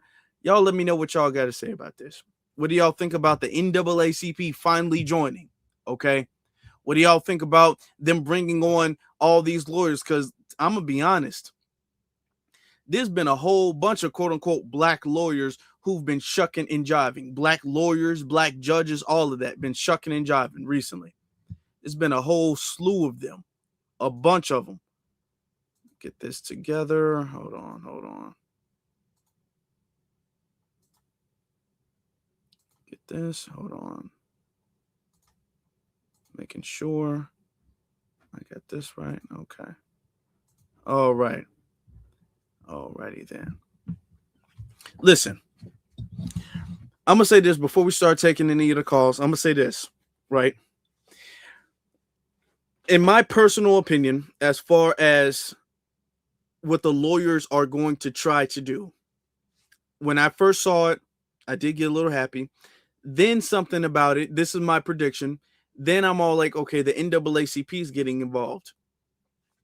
What I think the NAACP is going to try to do is I think they're going to try to use this as a ramp for them for the next midterm. That's what I think they're going to try to do. They're going to try to use this for publicity. Okay. What they're going to try to do is they're going to try to talk about how racist Texas is, which, okay. Yeah. I mean, no kidding. And then they're going to talk about the midterms. They're going to use this and they're going to tie this into the gerrymandering. And then they're going to tie this back into the original request for boycotting in the South, in the southern states. They originally made the request for boycotting in the southern states. Okay. Make sure that number is right. All right. And that's where I predict, that's what I predict is going to happen in this situation, in this circumstance. Okay. So what we need to make sure we do is we need to make sure anytime we see them do that, anytime we see Russell Wilson II or anybody a part of the quote unquote dream team doing that, making that attempt, we need to shut that down immediately. Shut that down immediately. We cannot let that slide. We cannot let that go on. Okay. Let me see. Let me get to, make sure we get all the super chats. Let me get to this caller. Okay. Here we go. Caller from area code 312. You're on live.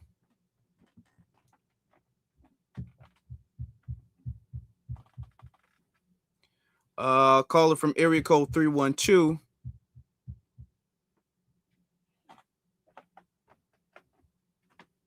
Okay. Now I don't hear nobody. Do y'all hear somebody? I don't hear nobody. Last try. Come on now. I don't hear nobody. Y'all don't hear nobody? Do y'all? Okay. Maybe y'all don't. It's okay. All right. We'll just get back to you in a little bit then. We'll get back to you in a tad bit. Oh, I don't hear. Yeah, I don't. Oh, okay. They're saying they only hear me. Okay, hold on. Let me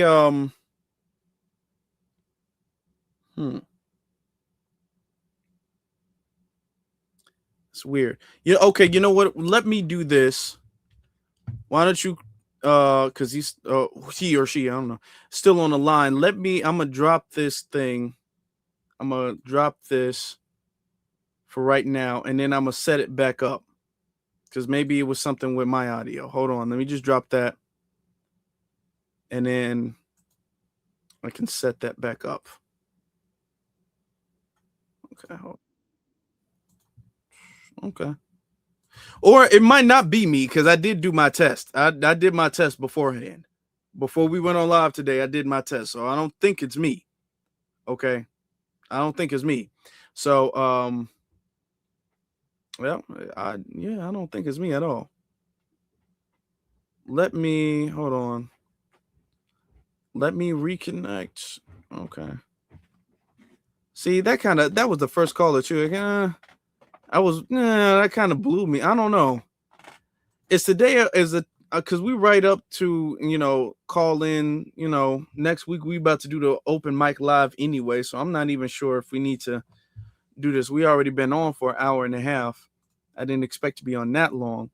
Yeah, my audio, you saying my audio is good. Do y'all want to call in? Let me ask y'all that. If y'all want to call in, if y'all are interested in weighing in, drop the telephone emoji in the chat room if you guys are interested. Okay, because I'm just looking at the date and we're already to the call in live. I do know though there were trolls in the chat room, so more than likely that person was probably a troll who's calling in because they just don't like what's going on. So I did see some trolls in the chat room. So we do have people playing on the phone line anyway. So, you know, it could be that. It could be that person just couldn't hear. It could be that as well too. So we're not 100% sure. We're not 1,000% sure, but I'm gonna fire it up one more time. Okay, I'm gonna fire it up one more time though. Let's see what we got going on. Let's see what we got going on. Okay, hold on. Let me see.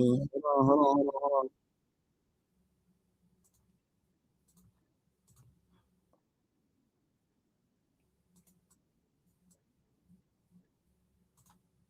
on. Okay, here we go. Well, that caller didn't call. Let me see. Okay, let me put the number back up here. Let me put the number back. Okay, hold on. Do it like that. So we'll get to this person on the line. We'll get to caller from Afro area. Elite. Yeah. Caller from area code 3352. How you doing, man? I'm good. Hold on, Florida. real quick, brother. Hold on. Can y'all hear him? In the chat room. I just want to make sure he can be heard. Can y'all hear him? Because I can hear you. I can hear you. Let me see. Yeah, they're saying they can hear you. So it wasn't me. The other caller was just playing games. It wasn't me. All right, go ahead. What's your name, bro? Right. Yeah, my name is Ray, bro. And you gotta excuse me. There's a call trying to come in, so I might go in and out a little bit. But I just want to say, man, salute to you, brother Alpha, and all the family for standing up. Right now, you know, we're in a race war. Okay, the war is spiritual, and these people, I mean, it's so many things wrong with this case, man. Sometimes it makes me think it's not even real. It's just so many things wrong with this case. It's like they want to get us out in the streets because we've been resting, we've been minding our own business. They need to have an excuse to get us out here in the streets. Now the Democrat shills are coming in with Benjamin Crump and all these Democratic lawyers, which I'm all for it. Because the brother does need representation. We tried to help him, but you see what they did to us. But you could see clearly under that tent, man, that them jokers was fighting each other. And then you got that Eddie dude, man, he's taking off his clothes. They were told to wear black because blood don't show up on black clothes. This was all a setup. And I don't know if it's a psyops or what, but man, black people have to be very, very aware and keep their heads on a swivel right now, because I think these people are panicking because their system is falling apart and we're winning. Thanks to brothers like you, Tariq, Professor Black Alpha, all you guys, man. I take my hats off to you and I salute every one of you guys. I just want the family to realize it's a lot of stuff going on in this case and they're not telling you. It's too much stuff going on for it. It almost seems like it's not real. I'm just be straight up with you. It seems like it's not real. It's too many issues. And I'm gonna land my plane, and I appreciate you giving me a chance to talk. Yeah, thank you, brother. Appreciate you, Ray. Yeah, I mean, the brother makes a good point. Hold on, come on. What's wrong with my mouse? Okay, there we go. The brother makes a pretty good point. You know, and let's just use the word to be professional. We'll say allegedly. However, what we do know is that Eddie did not tell the honest truth. He was not honest on the stand. That is a confirmed fact. We all know that, which is why you don't see the right wing in the dominant society mentioning Eddie. We're the only people, the grassroots are the only people who are consistently bringing up, hey, what's going on with this Eddie guy? Who is this Eddie dude? Why is he switching up his story like that? We're the only ones who are like calling out the missing dots here, okay? Because there's a lot, there's an element to it that we're unaware of and we're not seeing? Because this is just not adding up. It's not. Caller from area code 267. Hello, Afro. Hey, how you doing? Talk to me, brother. Talk to me. It's Curtis. Curtis, brother. Curtis. How you doing, man? How you doing? I'm good, brother. I'm good. Yeah, I ain't gonna hold the line up too long. No,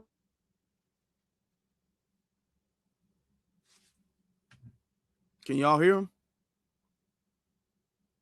Curtis. Curtis. Can y'all hear him? He just dropped to me. Oh, come on, Curtis. Oh, Curtis dropped. Nah, I'm going to wait for him a little bit. I'm going to give, I'll do a little bit of seniority here. I'm going to give Curtis, because Curtis called in pretty much every time. So I'm waiting on Curtis to call back, but Curtis is gone. Where's Curtis? Okay, here he is. We get to him. He might have had another call or something. Curtis. Yeah. I'm here. Yeah, what happened? We just couldn't hear you. I don't know. The audio, it just dropped. I don't know. Oh, okay. Can you hear me now? Yeah, I hear you now. Yeah. Like I said, that case, man. It was number trickery and deception all the way through, man. And like I said, and I did look at the video, man. They was beating the crap out of Karmelo, man. I mean Anthony. Yeah, you understand? I pulled it up. I kind of like zoomed in, man. Man, it looked like he was more than one that was hitting him, man. And that's why he couldn't run forward. He couldn't run south. That's why he had to back up, man, and get on out of there. Because they was brutal on that ball, man. For real, man. And another thing, man, like I said, man, I'm to those so-called dream teams, right? They number bootleg to me, and the Democrat, and like you said earlier, that only thing I want them to do is free that young man, and I'm not going to vote for them because they did too much damage for me, man, for over 67 years, man. I will never give the Democrats any kind of shape, form, man, a vote.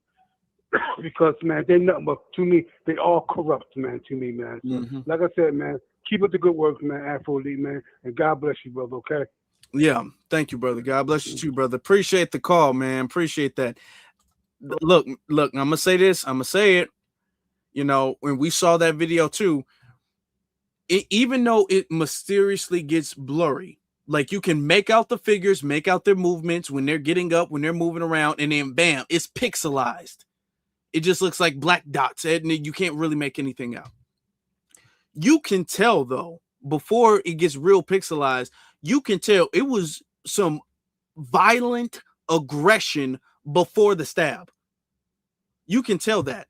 And then remember, Hunter said he or Austin, they were grabbing Karmelo's bag and all that stuff. So they were pushing him, hitting him, grabbing his bag and all that. The dominant society is making it seem like it was just a slight little tap on the shoulder. He gave him a pat on the back. He's just like, come on, guy. No, it wasn't that. They were sincerely attacking him. He was being harmed at the time on bleachers in the rain. So of course, any normal person would see this two huge ballistic, animalistic, rageful people charging and attacking them. They would see that as an immediate threat to their bodily injury, to their body, or even death. So of course, I mean, it just makes logical sense. Caller from area code 971. You're on live. Hey, Afro, this is Jacoby. How you doing? I'm good, Jacoby. Talk to us. Man, I don't know, man. You guys are very resilient and strong. I'm getting burned out and getting angry. Like, there's times that I said, man, if I won the lottery, man, I would reactivate the Deacon of Defense and meet them with the same energy, because kind of vengeance is on my mind. And the NAACP, okay, good. They stepped up after when he got sentenced to 35 years. They knew a whole year that Dominique wasn't nobody, and you let this man get railroaded. They knew these attorneys weren't about nothing, because I bet you the lawyer community is a tight-knit community, so they know, and they're trying to use this as the midterms to get the votes back. I don't think so, because I think that's what they want to do. That's the strategy. They're looking for a Republican fuck up. You don't need their help. They already did it themselves. They said, oh, let me tell you what, let's do this dream team out of nowhere. Let's get them out, because that was wrong. No, it was wrong before it even got to this point. Mm-hmm. And then I got a bunch of conservatives. I got on Mr. Sperling's YouTube, and I made my rebuttal for like 5 minutes of like how he got railroaded, how it was wrong. And it should have been open dialogue, not debate me on like I'm on trial. Oh, well, and trying to make me get, it was the same, not make me, but just like, oh, so he was is it pressing murder or you with not? what Like, you're saying. He was really like interrogating you. because it didn't feel like interrogating. Just like he set the tone, So, and I could have just said, you know what, no comment. But my face is on the Summer Jam, and I sat there and I got off the phone, and I said, you know what, if any way I could donate again, I would, to Karmelo's Anthony show, because a lot of people are being deliberately dishonest. They know this boy got railroaded, and everybody wants to say, well, let's look at the facts. There ain't no facts to look at, because it's all sealed. Everybody has to be an investigator and try to pinpoint and zoom this shit in. And sometimes I just say, you know what, I was sitting down and I say, I have a good strategy for all these coons and white supremacists when they say we commit all the crimes. You know what I'm going to say to them? Okay, and your point? That's what I want to do. I'm not going to do anything else anymore, because if you're that retarded and that stupid to believe that shit, then there's no point of talking. I just let them say, oh yeah, you guys are evil animals. Oh, okay. And your point? Anything else you want to say to me? That's the approach I'm going to take now, because they want the gaslight. They want to get us, make us do something crazy. And I'm telling these white supremacists right now, this ain't what you want.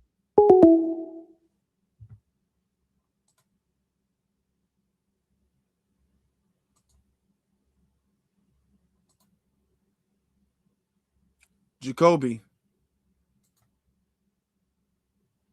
What the hell? What? Hold on. What the hell was that? What the hell was that? Hold on. Let me see if I can get what was that? Okay, hold on, y'all. That's never happened before. I don't know what that was. Ah, damn it. Okay, Jacoby got off. Thank you for calling Call-In Studios host and call screener line. Please enter. Okay, all right. Okay. Yeah, somebody saying his phone died. It could have been his phone. I don't know. I don't know exactly. Oh well. Okay. Well, anyway, we'll wrap that up then. We'll wrap it up with the calls. There's like some issues or something like that. I don't know if it's there, the website could, or anything like that. The first caller couldn't hear. It dropped Curtis. Now it dropped Jacoby. So I don't know what's going on. But to his point, yeah, don't let them get you emotional. Don't let them get you frustrated and out of your body or anything like that. No, we're not doing that. Not doing that at all. Okay. I'm not letting them get me out of my body or out of my feelings or anything. And to Curtis's point, if the NAACP does actually do something good, cool. We're not going to allow you to use this as some alley-oop for the Democrats to slam dunk for the midterms. That's not what's going to happen. Because if you guys do that, then that makes me believe that y'all could have helped Karmelo the whole time. I want y'all to think about that, but y'all didn't. Y'all wanted Karmelo to get this railroading so y'all can come in after the fact, and y'all can, which is less eyes on you, because the appeals case is going to the appeals case is going to gain less attention than the actual trial is anyway. So y'all want to come after the big thing is done. Y'all want to come scoop in after the fact, and y'all want to get some points for the party. We're not going to let that happen. Y'all better do y'all good job. Y'all, I swear to God, y'all better do a good job with this. Okay. Now at this point in time, I guess that's all we have. You know, I mean, he's been convicted and sentenced, so I guess that's all he has. But I'm not going to sit up there and let y'all use this as an alley-oop, because then it seems like y'all probably were in on it too. Y'all could have helped him the whole time. And y'all are only doing this so y'all can get something out of it yourself. So that makes y'all suspect to me. That makes y'all suspect. So yeah, we can't let none of that stuff slide. All of the people who wants to argue, well, you know, he shouldn't have bought a knife. He shouldn't have bought a knife. Okay. Are you going to make the same argument about Kyle Rittenhouse? Okay. Who was illegal. Now, technically, Karmelo with his thing was not illegal. Oh, that's different. Oh, that's different. He was there to protect property. He wasn't supposed to be there. Karmelo was supposed to be there. Oh, that's different. Oh, that's different. He was being attacked. Well, actually, he started the attack. Karmelo was defending himself. Oh, that's different. Oh, that's different. He thought he was going to die. He thought he was going to get really hurt. Well, he was the one who attacked first. Karmelo attacked after he attacked back. He stroked back after he struck back. Oh, that's different. Oh, that's no. Don't let them do that. Don't let them play that's a different game, because here's what's going on. Anytime we see a viral case like this, whether that was Trayvon Martin, whether that was George Floyd, whether that was Breonna Taylor, whether that was of course, whether that was Cyrus Belton, whether that's Carmelo Anthony, you will have people auditioning. You will have a lot of people, especially on social media, you'll have a lot of people auditioning, be all like, I know that the dominant society wants a black Negro to get up there and condemn the black community. This is my time to boost my profile, to boost my YouTube, to boost my Instagram or TikTok or anything like that. So they'll just come. And here's how you know. You can always tell, because going back to their profile, they've never had no traction. You look at the rest of their views, they'll have like 300 views, 500, maybe 1,000 here or there. They'll have no views. And then the one they'll have about Karmelo, they'll have like 100,000 views. Okay, so they're using this as an opportunity to boost their own profile. That's why they're getting out there, be all like, man, the black community, we need to hold ourselves accountable, man. In the black community, we always resort to violence. We don't ever talk about nothing. They're getting there, and there's some incel white dude like, yes, dude, yes, I like him. He's one of the good ones. They'll do that because that boosts their profile. Okay. And then they'll be all like, debate me, dude. And they can't debate. They scared of me. They don't let me on pretty much none of these panels. They know my reputation. They scared of me. And they scared of a lot of y'all too. I've seen y'all in different rooms and stuff. They scared of y'all. That's why they'll cut you off. You're chipping out, man. You're chipping out. They'll do that. Okay. So they can, gain some esteem, because these people really don't have any talent. They're losers. They're broke. And they need that little YouTube revenue money, which YouTube post allow. Okay, they need that. They need those little cash apps. They need that. Don't get bothered by it. I mean, we need to shut that down because that is dangerous. That's why we got to call them out. But don't get emotionally frustrated, is what I'm saying. When you see it, just know this is a pathetic person who's desperately being a master lover, submitting to an oppression, okay, and then monetizing and capitalizing off of the stigma of his or her own racial and ethnic identity, okay? They're trading in their dignity and the dignity of their own ethnicity for capital gain. There's literally nothing more pathetic than that. So I don't want y'all to be emotionally upset. We do need to shut it down, because that is dangerous. Because just like with Megyn Kelly, well, they were minorities. Hold on, they were black. But where's their family from, though? Where's their family from? And speaking, and I want to leave y'all with this, because I found this to be very interesting. There's a reason I was playing a lot of Brandon Tatum stuff today. There was a reason for that. Okay. Hold on. Let me click the right button. Hold on. Here we go. There's a reason for that, because I'll be doing my homework late at night and all that. I'll be just doing my research, digging in, seeing what I can find. Boy, up to bam, looking at that, seeing all of that. Where is it? Where is it?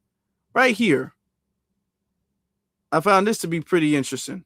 Hold on. Right here. Hold on. Oh, where is it? Hold on. Let me show y'all. I wanted to leave y'all with this. And I want to see what y'all think about this statement right here.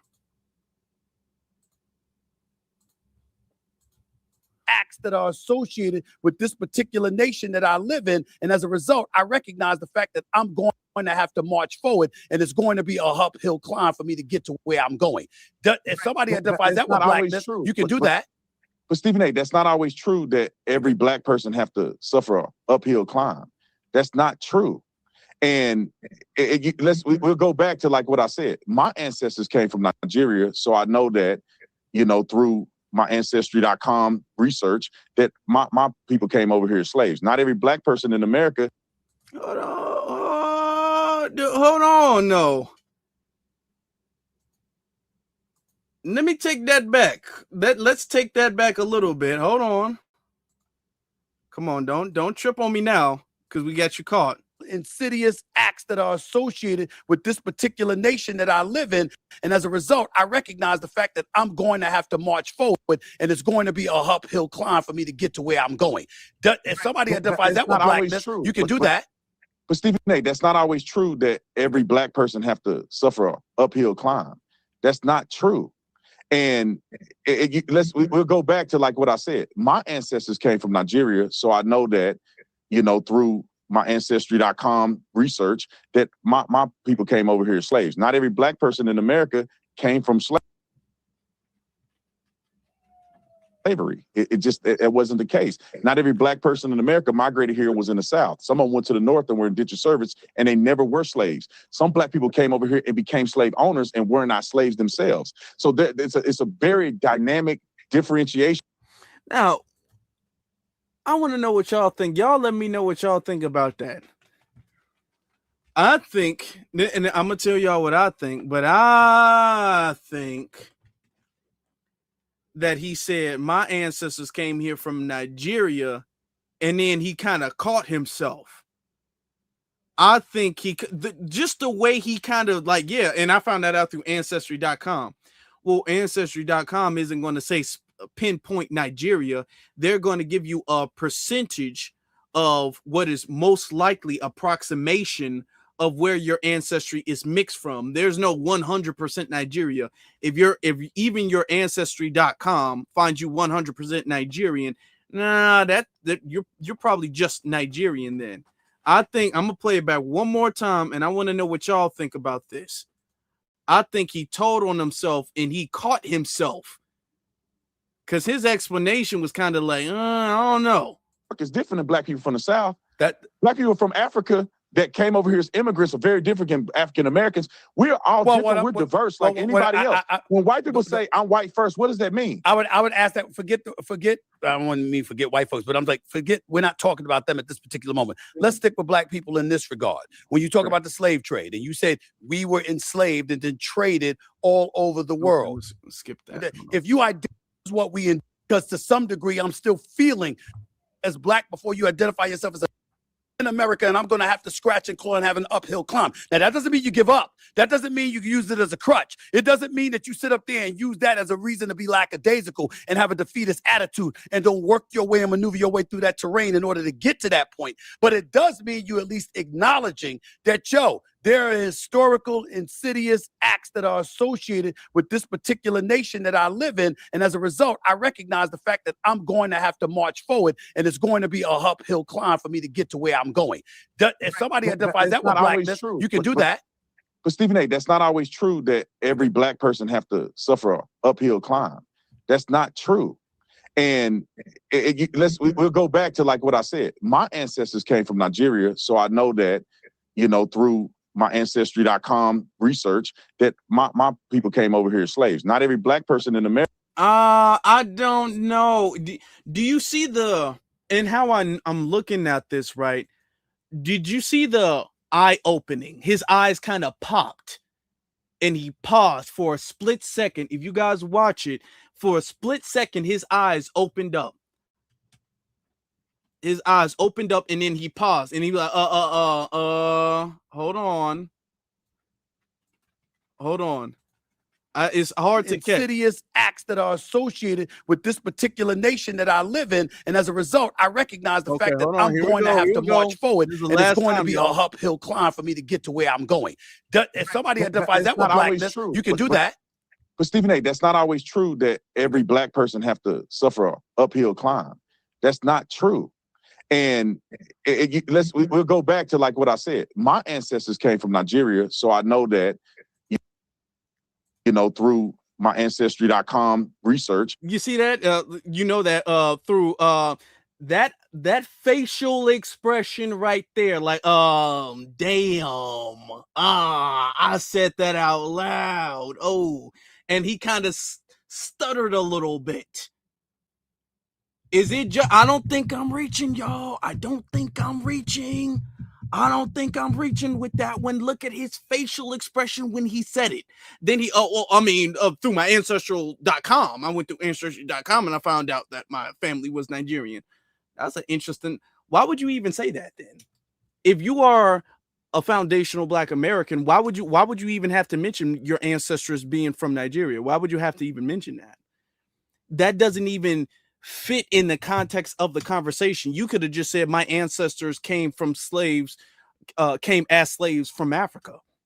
But he specifically said my ancestors are Nigerian, came from Nigeria.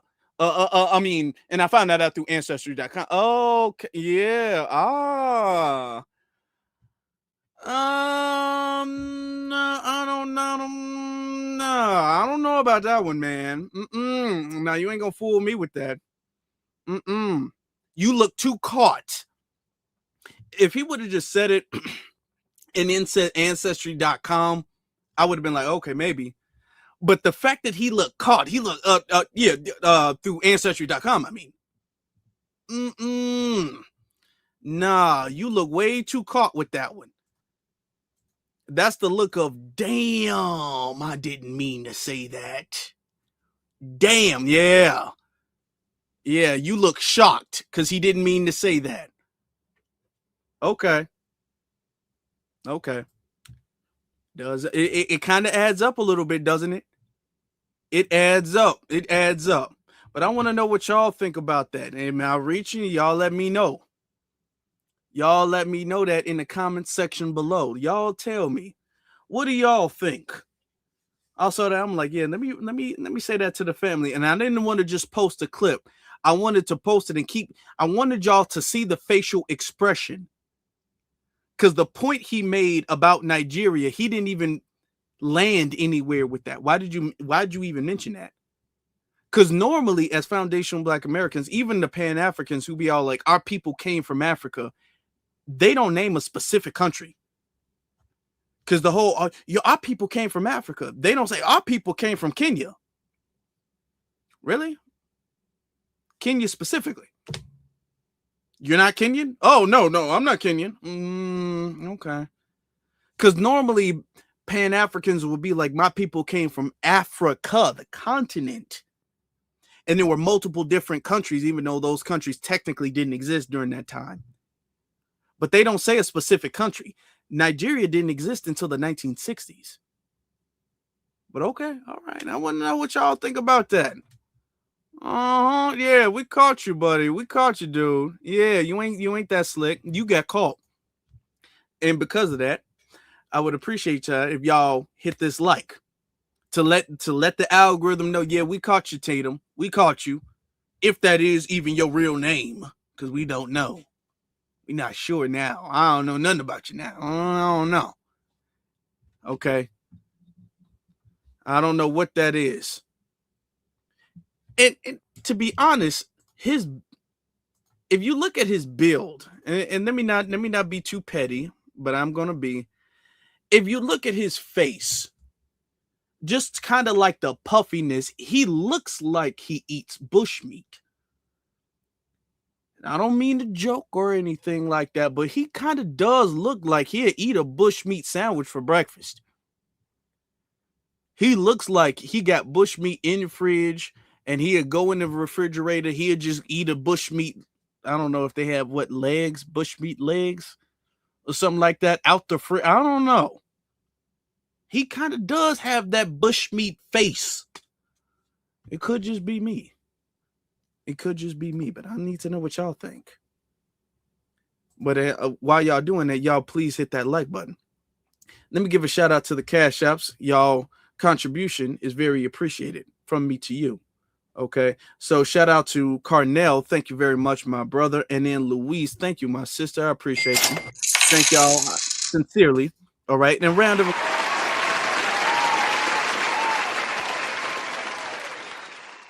shout out to the callers. Shout out to the people watching live, the people watching on the playback, the new subscribers, the old subscribers, the people who liked, everybody who watched. Shout out to y'all. Thank y'all very much, because what we do here is very important, because what we do here is Black empowerment. All right. That means we're Black first every day, all day, forever, and always. Okay. We're the truth. And I want y'all to know that. I want y'all to remember that. Now, y'all have a good one. We got some recorded videos coming up for y'all this weekend, so be looking out for that this weekend. I appreciate y'all. Thank y'all so very much. Y'all have a good night.